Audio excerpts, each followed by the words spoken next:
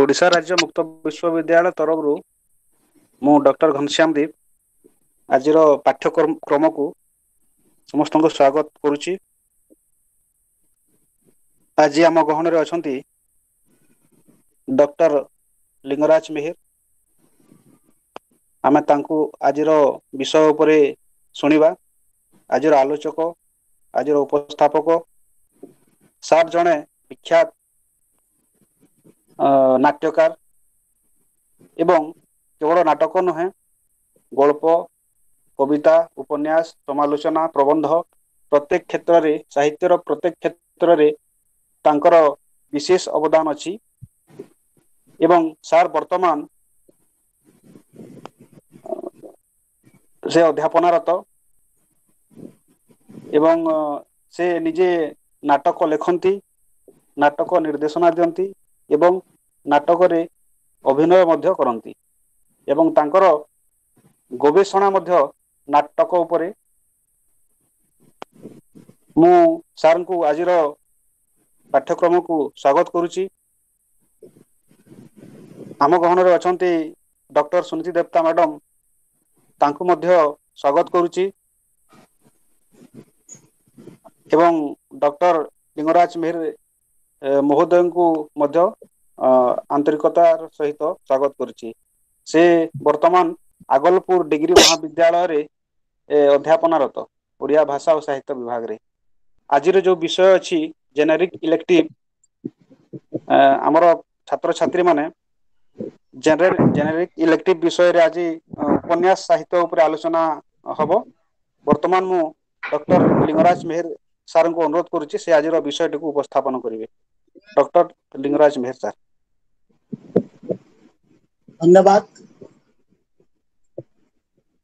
आज ये जो क्लास आरंभ होची आज शीर्षक रही GOD ब्लॉक 2 रो शीर्षक ओडिया उपन्यास साहित्य क्रम रे शास्त्रीय उपन्यास।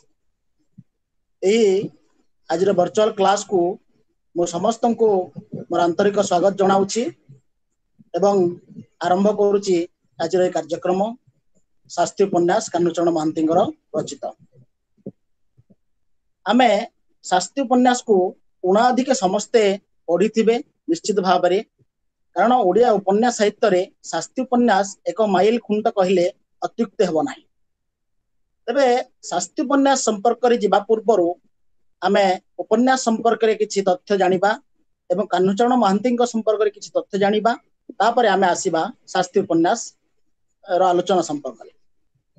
तबे उपन्यास कहले आमे कौन बुझू? उपन्यास कौन? आधुनिक जुगर एक विशिष्ट सारस्वत कला होची एही उपन्यास। ए उपन्यास मानव जीवन रो एक वास्तव और पूर्णांग गद्य कहानी होइथिबारु एहा सहित आधुनिक मानवर एक निबिड़ संपर्क रही। एहा समाज रीतिनीति जुग जंत्रणा आदि को खूब कलात्मक भंगी रे एहा प्रकाश करि थाए एवं लोकचरित्र को मध्य से भल भाव रे विश्लेषण करि थाए।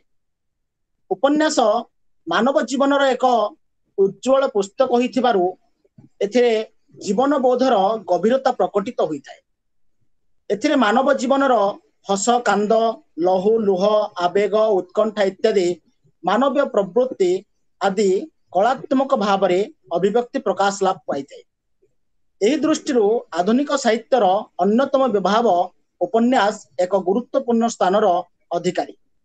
साहित्यर अन्यान्य विभाग भली गल्प नाटक कविता इत्यादि भली एहा एही उपन्यास आधुनिक जनजीवन सहित खूब घनिष्ठ भाव में संपृक्त होइथिबारु एहाकू आमे आधुनिक एपिक बा आधुनिक मानव जीवनर गद्य महाकाव्य भाव में मध्य अभिहित करिथाउ। सांप्रतिक काल रे ए उपन्यास साहित्यर बेस आदर रही। उपन्यास आधुनिक कालर एक सर्वश्रेष्ठ साहित्यिक अभिव्यक्ति। ए उपन्यास माध्यम रे आधुनिक मनीष तार जीवन रो जटिलता पूर्णांग परिचय प्रकटित हेउची। उपन्यास रो उत्पत्ति घटिबा पूर्वरु अनेकांश देशर साहित्य रे ए उपन्यासपम रचनावली मध्य प्रकाश पाइथिबार आमे देखुछु। ए उपन्यास विशेष प्राचीन नुह, एहा वर्तमान किछि वर्ष रो पुराना। आधुनिक उपन्यास रो सफलता और पूर्णांगता से सबुथिरे आमे परिलक्षित होता है देखा पाई। विशेषकर इंग्राजी साहित्य जगत रे सामुएल रिचार्डसन द्वारा रचित पामेला जहाँकि 1740 ख्रीष्टाब्द रे रचित होइतिला सही उपन्यास ठारू आधुनिक उपन्यास साहित्यर सृष्टि होइछि बोली आलोचक माने मत दियंती। एवं 19 शताब्दीर द्वितीय भाग रे 1850 मसीहा परवर्ती समय रे भारतर विभिन्न प्रादेशिक साहित्य रे ए उपन्यास आधुनिक उपन्यास रचना करा जिबार प्रयास आरंभ करा गला। एवं 1888 मसीहा रे उमेश चंद्र सरकार द्वारा रचित पद्ममाली को आमे ओडिया भाषार प्रथम पूर्णांग उपन्यास भाव में विवेचना करथाउ। ता पूर्व किछि किछि उपन्यास रचना करा हितला ताहा संपूर्ण होई पारि नाही, एणु पूर्णांग उपन्यास भाव में आमे ए ताकू पद्ममाली उपन्यास को आमे ग्रहण करथाउ। तेबे उपन्यास काहाकू कहिबा, उपन्यास रो संज्ञा एवं स्वरूप ए संपर्क रे नाना मुनि नाना मत उपस्थापना करछंती। तेबे वास्तव रे काहाकू आमे उपन्यास कहिबा सेमिति एक संज्ञा आज पर्यंत निरूपित होई पारि नाही। तथापि मध्य उपन्यास को व्युत्पत्तिगत अर्थ रे कहा जाए उप समीप युक्त न्यास अर्थात वस्तु समीपे स्थापन अर्थात निकट रे थिबा वस्तुर वर्णना हेउची उपन्यास। सेमिति उपन्यास संपर्क रे अमरकोश ग्रंथ रे कहा जायछि उपन्यासस्तु बांग मुखम अर्थात कथार आरंभ बा वाक्यर आरंभ हेउची उपन्यास। सेमिति पूर्णचंद्र ओडिया भाषाकोश रे मध्य कहा जायछि कथा कहा जायछि कल्पित वृत्तांत बा उपकथा हेउची उपन्यास। तेबे नाट्यशास्त्र प्रणेता भरत मुनि ठारू आरंभ करी संस्कृत साहित्य परंपरा अनुमोदित अन्यान्य आचार्य मानक द्वारा उपन्यास विभिन्न अर्थ रे प्रयुक्त होइतिले हे वास्तव रे युक्तियुक्त भाव रे उपस्थापित तथा पाठक को अनुमोदित करुथुबा रचना को उपन्यास कहा जाए। एही रचना रीति दृष्टि साहित्यर अन्यान्य विभाग भली उपन्यास एक कठोर नियमबद्ध नुहे। जेमिति नाटक लिखिबा पई किछि नियम रहिछि, कविता रचना पई नियम रहिछि किछि रहिछि, सेमिति उपन्यास लिखिबा पई सेमिति किछि नियम न थाए, बरং यह अधिक संप्रसारणशील एवं चित्त विनोदन होइथिबारु यह समाजर व्यापक विषय वस्तु यार अंतर्भुक्त हो पारिछि। एमिति अनेक गुडे विषय वस्तु अछि जहा कि नाटक रे दिया जे न पारे हुए तो बा कविता रे माध्यम रे प्रकाश करा जे न पारे, किंतु उपन्यास माध्यम रे ताहा प्रकाश करा जाय थाए। तबे एई उपन्यास रो विभिन्न संज्ञा निर्णय करी विभिन्न आलोचक मत व्यक्त करी कहिसंती जेमिति ऑक्सफोर्ड जूनियर एनसाइक्लोपीडिया अनुसार novel is a long prose story that is largely imaginary. उपन्यास हेउची गद्य लिखित एक दीर्घ काल्पनिक काव्य। सेमिति आलोचक एच.जी. वेल कहिसंती a novel is a kind of lucky bag into which anything may be pour. अर्थात उपन्यास एपरि एक सौभाग्य थली जहाँ भितरे आमे जेकोनसी द्रव्य को आमे रखी पारिबा। सेमिति हटन का मतरे ए novel is A work of fiction containing a good story and well written character। से कहले जे उपन्यास यथार्थतः कहानी और सुंदर चरित्र चित्रणर एक समन्वय। सेमिति अनेक आलोचक उपन्यास संपर्क रे अनेक मत दैचंती। सेमिति अध्यापक तारिणी चरण दास मध्य कहिसंती गद्य माध्यम को केंद्र करी जीवन एवं जगतर विश्लेषण करुथबा कलात्मक रचना नाम होउची उपन्यास। तेरे उपन्यास संपर्क रे जो आलोचक माने विभिन्न सुचिंतित मतामत दैचंती एई गुडी को आमे उपन्यास रो एक निर्दिष्ट संज्ञा भाव रे संज्ञात करि न पारी ताहाकू एक एक मौलिक रूप भाव रे आमे कहि परिबा। समस्त आलोचकक मत को अनुध्यान करी आमे शेष रे एतिकी कहि परिबा जे उपन्यास एपरि एक अनन्य सारस्वत शिल्पकला जेउथिरे वास्तव धर्मी वर्णना और कल्पित कहानी साहाय्य रे मानव जीवनर समग्र जीवन बोध को आमे प्रकाश करि पारू। एथिरे पाठक सत्य और संभावना को हृदयंगम करने सहित सेथिरे एकात्म ही तन्मध्य निज को आविष्कार करि पारे। यह को आमे विशेष भाव रे उपन्यास कहि परिबा। ते उपन्यास रो मध्य एक स्वरूप रहिछि, जेमिति गल्पर गुडे स्वरूप अछि, कवितार गुडे स्वरूप अछि, समस्त निज निज रूप थिला भलिया उपन्यास रो मध्य एक स्वरूप रहिछि। किंतु उपन्यास संज्ञा जेपरि आज पर्यंत निरूपित होई पारि नाही, उपन्यास स्वरूप को मध्य सेपरि निर्धारण करिबा एक काठिकर पाठ सेमिति हेई पारि नाही ठीक भाव रे। साहित्यर अन्यान्य विभाव यथा नाटक, क्षुद्रगल्प, काव्य कविता, प्रबंध ए सबुरु किछि किछि उपादान संग्रह करी उपन्यास निजर कलेबर गठन करिछि। उपन्यास रे नाटकर नाटकीयता, क्षुद्रगल्पर कहानी धर्मिता, काव्यर काव्यिकता, प्रबंधर गांभीर्यता एई सब जिनस गुड़ाक आमे देखिबाकू पाइथाउ। क्षुद्रगल्प को बढ़ाई देले उपन्यास हो जाए बोली किछि आलोचक मत व्यक्त करती। वास्तविक ताहा संपूर्ण भ्रमात्मक, कारण क्षुद्रगल्प और उपन्यास उभयंकर शिल्प धर्म भिन्न भिन्न, उभयंकर स्वरूप भिन्न भिन्न। उभय गद्य विभाग दुईटी स्वयं संपूर्ण कला होइतिले हे क्षुद्रगल्प संकेत धर्मी होइतिबा बेले उपन्यास होइथाय वर्णना धर्मी। क्षुद्रगल्प रे चरित्र एक विशेष मुहूर्त बा एक परिवेश वर्णना होता बेले उपन्यास रे एक पूर्णांग जीवन चित्र उपस्थापित होता है। क्षुद्रगल्प गतकाली आम आलोचना करते लिखिथे जे छोट प्राण छोट कथा जोटा कि आम क्षुद्रगल्प थाए, किंतु एक पूर्णांग जीवन कहानी थाए उठे ना उपन्यास रे पूरा जन्म और मृत्यु पर्यंत विराट गोटे कहानी से स्थानित होता है। सेमती क्षुद्रगल्प रे मात्र केतोटी चरित्र थिबा बेले उपन्यास रे बहु गुड़े चरित्र समावेश होता है। क्षुद्रगल्प रे गोटे घटना थिबा बेले उपन्यास होइथे घटना बहुल। एटे अनेक गुड़े घटना आसते, किंतु क्षुद्रगल्प रे गोटे घटना केवल किछि घंटार किछि दिनर एंती थाए। एथरे अनेक गुड़े घटना क्रम रे अनेक घटना आसी थाए। ए सब साम्य और वैषम्य दृष्टि क्षुद्रगल्प एवं उपन्यास भिन्न भिन्न हिसाब रे स्पष्ट भाव रे बारी होई पड़े। केवल क्षुद्रगल्प नुहे, साहित्यर अन्यान्य विभाव ठारू मध्य नाटक ये उपन्यास संपूर्ण भाव रे अलगा थाए। उभय नाटक और उपन्यास उभय थिरे नाटकीयता थिले मध्य नाटकर परिसर सीमित, ताहा मिश्र कला होइथिबारु उपन्यासिक भली नाट्यकारक सहित स्वाधीनता न थाए। उपन्यास वर्णना धर्मी हेतिबारु सेथिरे जेमिति वर्णना करा जाय पारे और नाटक रे सेमिति वर्णना करा जाय न पारे, किंतु नाटकीयता उभय थिरे रहि थाए। मात्र उपन्यास रे थिबा नाटकीय गुण नै अनेक नाटक बा चलचित्र रचना करा हेछि। आमे देखिछु शास्त्रीय उपन्यास मध्य नाटक रे परिवर्तन हेछि और चलचित्र मध्य परिवर्तन हेछि। एवं कानुचरण महांती अनेक उपन्यास बा विभिन्न उपन्यासक उपन्यास गुड़िक परवर्ती समय उपन्यास जो चलचित्र रे बा नाटक रे रूपांतरित मध्य होई पारिछि, कारण से नाटकीयता गुण जो। आधुनिक कालर उपन्यासक मानकर नाटक रे संलाप, द्वंद्व, उत्कंठा आदि को प्रयोग करी उपन्यास को अधिक जीवंत और हृदयस्पर्शी माने करि पारछन्ते। समाज जीवन रो छवि उपस्थापना कला बेले उपन्यासिकଙ୍କର अनुभूति तथा जीवन निज जीवन दर्शन उपन्यास रे स्वतः भाव रे प्रतिबिंबित होई उठे, जहा कि जने नाट्यकार चाहिले मध्य ताहा करि पारन्ते नाही। एथिरो जणा पड़े जे उपन्यास होउची एक स्वयं संपूर्ण जीवन धर्मी कला, जहा कि बहुमुखी दिग को आलोकित करने सहित समकालीन सामाजिक जीवन को बा दिग को उन्मोचित करिथाय।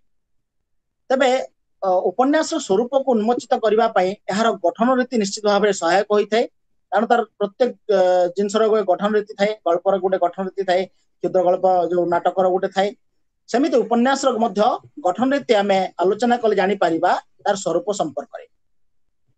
तबे आधुनिक जुगरे नाना परीक्षा और प्रयोग मध्य दे उपन्यास गति करुछि। काव्य बा नाटक भली याको एक निर्दिष्ट परिसर भितरे आमे बांधि रखि परिबा नाही। उपन्यास केते पृष्ठार हबो, केते अध्याय विशिष्ट हबो, केते शब्द सम्बलित हबो, एई संपर्क रे कोनसी विधिबद्ध नियम नाही। जेमते नाटक पय गुटे विधिबद्ध नियम अछि बा कविता बा गल्प पय गुटे विधिबद्ध नियम रहिछि, तो उपन्यास पय समिति किछि विधिबद्ध नियम नाही। एहा 100 पृष्ठ भी हे पारे, 1000 पृष्ठ भी हे पारे। तबे ए जो आंगिक आत्मिक उपादान आवश्यकता प्रत्येक जगह थिला भली उपन्यास रे मध्य रहिछि। जेमते आंगिक एवं आत्मिक आम मनुष्य शरीर मध्य आत्मा नथिले शरीर थाई किछि लाभ नाही, बरं गोटे अंग हमर हानि ही गले आत्मा थिले जीवन बंची जाय। सेमिति साहित्यर प्रत्येक विभाग रे किछि आंगिक उपादान रहिछि, किछि आत्मिक उपादान रहिछि। आत्मिक उपादान रो बिहुन रे नाटक बा से साहित्य मृतबत होय थाए। तबे ए जो उपन्यास रो शरीर गठन पय जो उपादान गुड़िक रहिछि से गुड़िक हला कथावस्तु, चरित्र, भाषा और संलाप, देश काल बा परिवेश, उद्देश्य बा मर्मबाणी एवं शैली, ए सब उपादान को नै उपन्यास गठित होइतै। तेबे कथावस्तु बा कहानी होउछि उपन्यास रो मूल तथा प्रमुख उपादान। कथावस्तु नथिले एक उपन्यास गठित होई पारे नै। तार मूल जिंस होउछि कथावस्तु, जोटा कि तार आत्मा बोली कहा जाय। गोटे उपन्यास रो गठन पय यह सर्वप्रधान एवं सर्वप्रथम उपादान।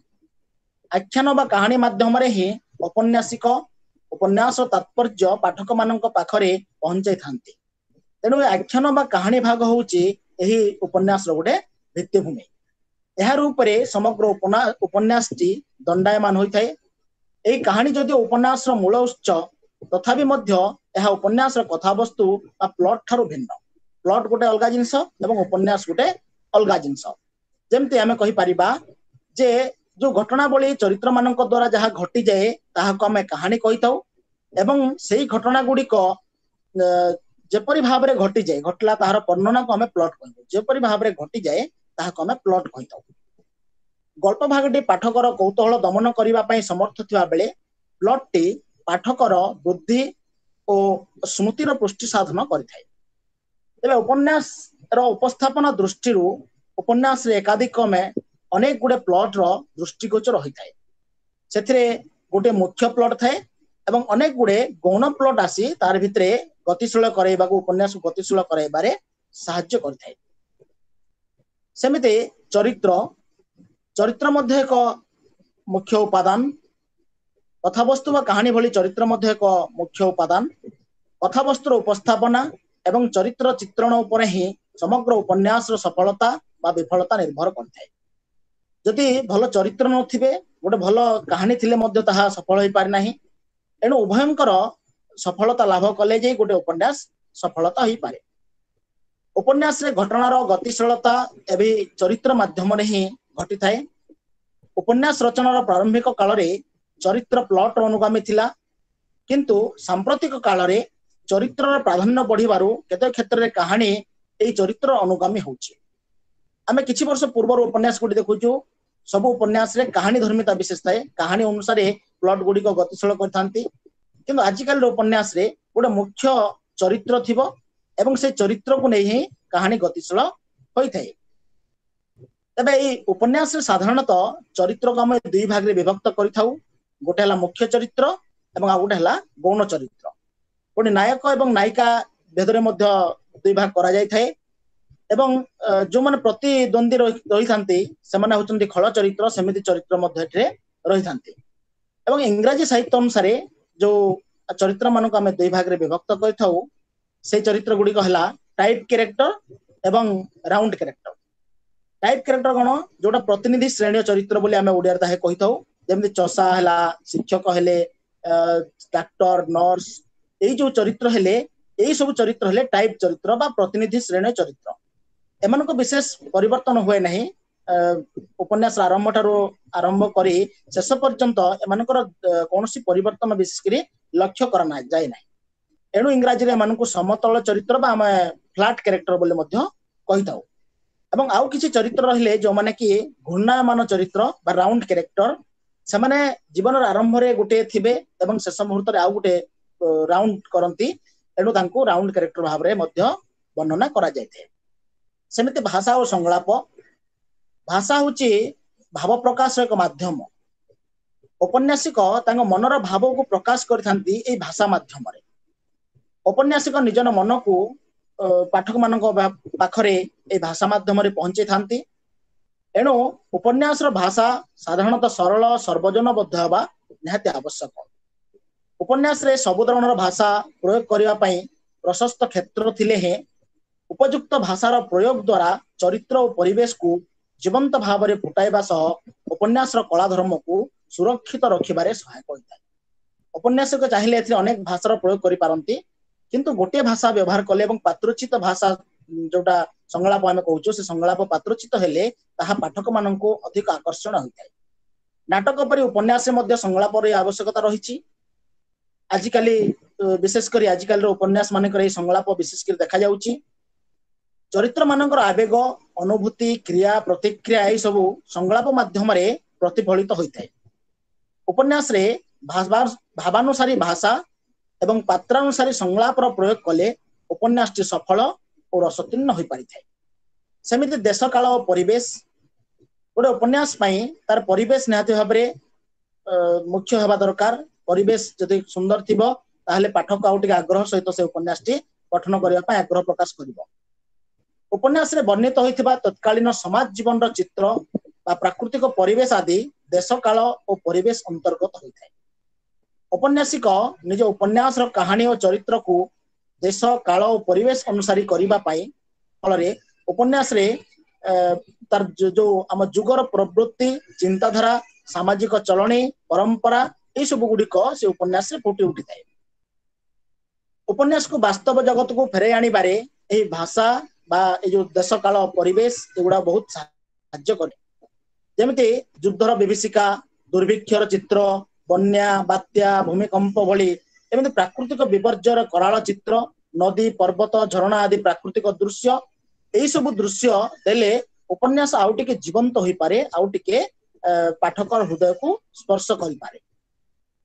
सेमिति उद्देश्य और मर्मवाणी उद्देश्य और मर्मवाणी होची मध्य आउ गुटे उपादान। उपन्यास रे केवल गोटे मनोहर कहानी कहीदेले चलिब नाही बा जीवंत चरित्र रे चित्रण करदेले चलिब नाही। निजर उद्देश्य और मर्मवाणी को पाठकों पाखरे पहुंचाइबा पई सर्वदा चेष्टित हवा आवश्यक। कारण गोटे साहित्य कृति जेतेबेले साहित्य रचना करा जाए केवल मनोरंजन उद्देश्य नुहे मनोरंजन माध्यम किसी शिक्षा प्रदान करिथाय हमको साहित्य जेकोन साहित्य कथा कहजो।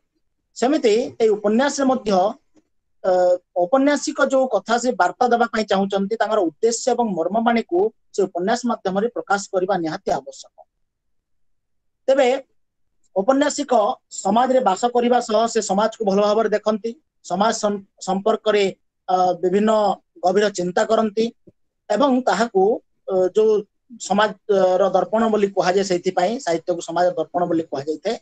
दर्पण को जेमिति आमे देखिले हम निज मुह देखि पारो सेमिति साहित्य को देखिले समाज रो चित्र जेमिति प्रतिफलित हवा दरकार एवं पाठक से साहित्य रो ही समाज रो चित्र को देखि परिबा आवश्यक एवं निजे सुधारी परिबा आवश्यक। एनो जेहेतु औपन्यासिक समाज रे बसवास करचंती समाज रो अनेक गुडे तथ्य से नियंती एवं ताकू से उपन्यास माध्यम रे तांगर उद्देश्य को एवं मर्मवाणी को से प्रकाश करथांते। सेमिति शैली होची आ गुटे अन्यतम उपादान। शैली को हम इंग्रजी रे स्टाइल बोली कहिथाउ। तो every man is a style प्रत्येक मनुष्यंकर एक स्वतंत्र शैली रहिछि। प्रत्येकंक शैली जेमिति चेहरा समस्तंक भिन्न भिन्न थाए सेमिति शैली मध्य भिन्न भिन्न समस्तंक शैली भिन्न भिन्न थाए। प्रत्येक मनुष्यंकर एक स्वतंत्र शैली थिला परि प्रत्येक साहित्यिक बा उपन्यासिकंकर मध्य एक निजस्व एक उपस्थापना शैली रहिछि। प्रत्येक औपन्यासिकंकर उपस्थापना शैली रे किछि ना किछि विशेषत्व परिलक्षित होइथाय। एही शैलीगत स्वतंत्रता जणे औपन्यासिकंक व्यक्तित्वर परिचय देबा सहित उपन्यास सफलता विफलता को मध्य से निर्णय करिथाय। एणु प्रत्येक औपन्यासिक तांकर जो कहानी को से देइथांती बा उपस्थापना से करथांती ताहाकू सेही भाबरे उपस्थापना कले ताहा खूब सुंदर लागिथाय। उपन्यास रे सामाजिक और ऐतिहासिक विषय वस्तु पर गुरुत्व दिया जाए। घटना और चरित्र आदि वर्णना प्रथम पुरुष रे करा जायथे ताहाकू आत्मकथन मूलक शैली बोली कहा जाए एवं उपन्यास रो संपूर्ण कथा वस्तुटी नायक बा नायिकार मुखरे जोटा उपस्थापना होइथाय ताहाकू हमें पत्र भित्तिक शैली बा केतोटी पत्र माध्यम रे लिखित होइतबाकू हमें पत्र भित्तिक शैली बोली कहिताउ। एमिति केतटा शैली वर्तमान हमर देखा जाउची उपन्यास साहित्य रे। उपन्यास रो प्रकार भेद तेबे सांप्रतिक समय अनेक गुडे उपन्यास देखा मिलूची अनेक प्रकार उपन्यास देखा मिलूची। तेबे आमे उपन्यास को विशेष भाव में जो केतोटी भाग रे विभक्त करि परिबा।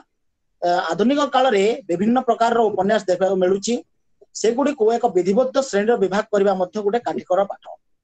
विशेष करी विषयगत दृष्टिकोण रु उपन्यास को आमे साधारणतः दुई भाग रे विभक्त करू। गोटे हला जो घटना प्रधान चरित्र प्रधान काव्यधर्मी भाव में विभक्त करा जायଥାଏ एवं आ गोटे विषय वस्तु दृष्टि उपन्यास को सामाजिक ऐतिहासिक पारिवारिक राजनीतिक वैज्ञानिक गोइंदामूलक एमती भाव में विभक्त करा जायଥାଏ। गोटे घटना प्रधान उपन्यास कौन जो उपन्यास रे कहानी एवं चरित्र अपेक्षा घटना को अधिक प्राधान्य दिया जायଥାଏ ताहाको आमे घटना प्रधान उपन्यास बोली कहिथाउ। एही जातीय उपन्यास रे साधारणतः चरित्र वैचित्र अपेक्षा घटनार वैचित्र ही अधिक संपादित होइथाय। सेमिति चरित्र प्रधान उपन्यास कौन ना चरित्र जो चरित्र को अधिक प्राधान्य दिया जायते घटना अपेक्षा चरित्र पर बेसी प्राधान्य दिया जायते। एथिरे चरित्र मानकर विकास पाई कहानी प्रस्तुत करा जाय। समाज रे थिबा विभिन्न प्रकार चरित्र माननकू कथाकार ग्रहण करी निजर दक्षता बल रे ताकू रूप दियंती। मुख्य चरित्र सहित थिबा किछि गौण चरित्र माननकू कथाकार एथिरे खूब सचेतन भाव रे उपस्थापित करथांते। एथिरे चरित्र प्राधान्य थिबारो एहाको आमे चरित्र प्रधान उपन्यास बोली कहिथाउ। सेमिति विषय वस्तु दृष्टि आम देखा सांप्रतिक काल में विभिन्न विषय को आधार कर अनेक उपन्यास रचना करा जाउची। तेणु विषय वस्तु दृष्टिकोण देखिले उपन्यास विभिन्न प्रकार रे विभक्त हो पारे, जमी सामाजिक उपन्यास, ऐतिहासिक उपन्यास, राजनीतिक उपन्यास, वैज्ञानिक उपन्यास, गोइंदामूलक उपन्यास, एमती अनेक प्रकार उपन्यास हो पारे विषय वस्तु दृष्टिकोण। सेमिति सामाजिक उपन्यास समाज रे घटुवा विभिन्न घटना को आधार करी जो उपन्यास गढ़ी उठी थाए ताहाको आमे सामाजिक उपन्यास बोली कहिताउ। एथिरे सामाजिक मनुष्य जीवन रे घटुवा विभिन्न घटनार प्रतिफलन, समाज जीवन रो सुख दुख रो कहानी तथा विभिन्न समस्या मान एथिरे देखा जाय थाए। एवं एथि सहित कुसंस्कार, अंधविश्वास, धनी गरीबर लड़ई, धर्म नाम रे व्यभिचार, लुंठन, प्रेम, प्रतारणा इत्यादि मध्य कहानी एथिरे सन्निवेशित होता है। तेबे संख्या दृष्टि आम देखा यही धरण उपन्यास संख्या सबुठु अधिक। फकीरमोहन सेनापति 6 माण 8 गुंठ, प्रायश्चित, मामू गोटे गोटे हूँ सार्थक उपन्यास। सेहीपरि उपेन्द्र किशोर दासंकर मला जह्न, कालिंदी चरण पाणिग्राही माटीर मनीष, कान्हचरण महांती शास्त्री उपन्यास, गोपीनाथ महांती अमृत और संतान, माटी मटाल, यही सब प्रभृति उपन्यास हूँ सामाजिक विषय वस्तु भित्तिक उपन्यास। सेमिति ऐतिहासिक उपन्यास, ऐतिहासिक उपन्यास रे इतिहास घटनाक्रम को आधार करिकरी जो उपन्यास लिखा जाय थाए ताहाको हम ऐतिहासिक उपन्यास बोली कहिताउ। इतिहास एक निर्दिष्ट घटना को उपन्यास रूपायित करने समय साहित्यिक रसर संचार निमंते कथाकार को आवश्यक स्थले ऐतिहासिक घटनार सामान्य परिवर्तन करी कल्पनार आश्रय नेबाको पड़िଥାଏ। संपूर्ण इतिहास को घटना को आम लिखिदेवा सेटा इतिहास बनीजीव। एणु किसी सामान्य कल्पनार कथा को नि जाए, किसी काल्पनिकतार कथा नहीं ऐतिहासिक सत्ता भितर मिसाई उपन्यास रचना कराई। जमी आम कही पारिबा फकीरमोहन सेनापति लक्ष्मा, कालिंदी चरण पाणिग्राही मुक्तागढ़ चुधा, कान्हचरण महांती बालीराजा, सुरेंद्र महांती नील शैल, यही सब उपन्यास गुड़िक ऐतिहासिक विषय वस्तु होते किछि किछि काल्पनिक कथा विषय वस्तु बा काल्पनिक चरित्र इत्यादि सन्निवेशित करा जाय एही धৰণৰ उपन्यास रचना करा जाय थाए। सेमिति राजनीतिक उपन्यास सांप्रतिक काल रे राजनीति ही समाज जीवन को बहु भाव नियंत्रण करुछि। राजनीति को चेतना समाज जीवन और व्यक्तिगत जीवन को मध्य विशेष भाव में प्रभावित करि पाछि। फल रे राजनीति को केंद्र करी अनेक गुडे राजनीतिक उपन्यास वर्तमान घटी जाइछि। देश स्वाधीन होला परे राजनीति सचेतनता, राजनीतिक आदर्शवाद, राजनीतिक उत्तेजना, संघर्ष, राजनीतिक चिंता चेतना, नवजीवन यही सब प्रभाव राजनीतिक प्रभाव आड़ को कथाकार माने खूब सुंदर भाव में उपस्थापना करछन्ति निजर उपन्यास मान करे।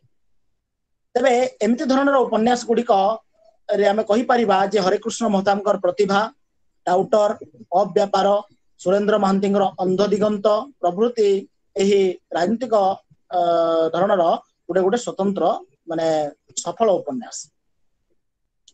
तापरे औपन्यासिक आमर जो वैज्ञानिक उपन्यास सांप्रतिक जुग हूँ विज्ञान जुग। यही जुगरे विज्ञान उन्नति जगु बहु नूतन तथ्य मान लोकलोचन को आसुची। वर्तमान विज्ञान बहुत द्रुत गति आगे चली। विज्ञान वर्तमान जीवन कहले चले, कारण विज्ञान बा वैज्ञानिक जिनस को छाड़ी आम रही पारना। वैज्ञानिक मानकर नूतन आविष्कार उद्भावन मानव समाज को नूतन आलोक मध्य देखाउछि। सेपरि केतोटी वैज्ञानिक तथ्य बा सत्य को नहीं कल्पनार पुट दे से जो उपन्यास सृष्टि होइछि ताहाको आमे वैज्ञानिक उपन्यास बोली मध्य कहिताउ। सेमिति किछि उपन्यास ला ओडिया साहित्य जगत रे डॉक्टर गोकुलानंद महापात्रंकर पृथ्वी बाहरी मनीष, कृत्रिम उपग्रह, चंद्रर मृत्यु प्रभृति एक सार्थक उपन्यास। जो उपन्यास रे कथाकार सचेतन भाव में कौन से निर्दिष्ट दार्शनिक मतवाद प्रचार लगी चेष्टा करथांती से भली उपन्यास को आमे दार्शनिक उपन्यास बोली कहिताउ। एभली उपन्यास रे उपन्यासिकंकर दार्शनिक दृष्टिकोण प्रकाश लाभ करबा सह जीवन दर्शन सेथिरे प्रतिफलित होइथाय। से इच्छा करुथबा मतवाद प्रचार पाई कहानी और चरित्र निज चयन करथांती। ओडिया साहित्य जगत रे चंद्रशेखर रथंकर जंत्रारूढ़, असुर्य उपनिवेश यही धरणर किछिटा उपन्यास होउछि दार्शनिक उपन्यास अंतर्गत। सेमिति आउ गोटे उपन्यास हे पारे मनस्तात्विक उपन्यास। मनस्तात्विक जो उपन्यास रे मनुष्यर अंतर्निहित प्रकृति और प्रवृत्ति सूक्ष्म तथा मनस्तात्विक विश्लेषण करा जाई मनीष मनर उद्घाटन करा जाइथे ताहाको आमे मनस्तात्विक उपन्यास बोली कहिताउ। सांप्रतिक जुगरे मनोविज्ञान रो अद्भुत विकास हेबा संगे संगे मानव मनर विभिन्न स्तर और ता उपरे पड़ुथबा प्रभाव आदि को आधार करी संप्रति ए धरण उपन्यास अनेक रचना करा जाउथबार देखा जाए।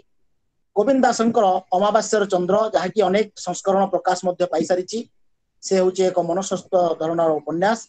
शांतनु कुमार आचार्य शताब्दी नचिकेता यही प्रभृति उपन्यास गुड़िक होची से धरणर उपन्यास। आउ एक उपन्यास हे पारे चेतना प्रवाही उपन्यास।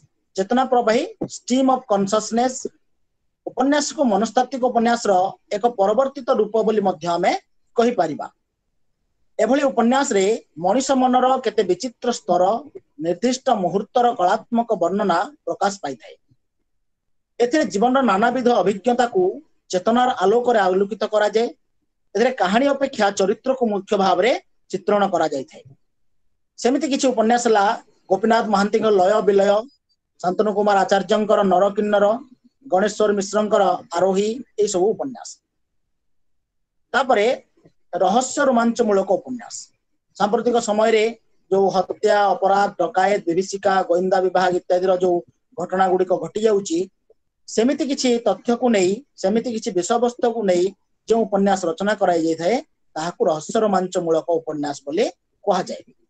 ए रहस्यर सूत्रपात और रहस्य भेद हेउची कहानी सर्वश्रेष्ठ विशेषत्व।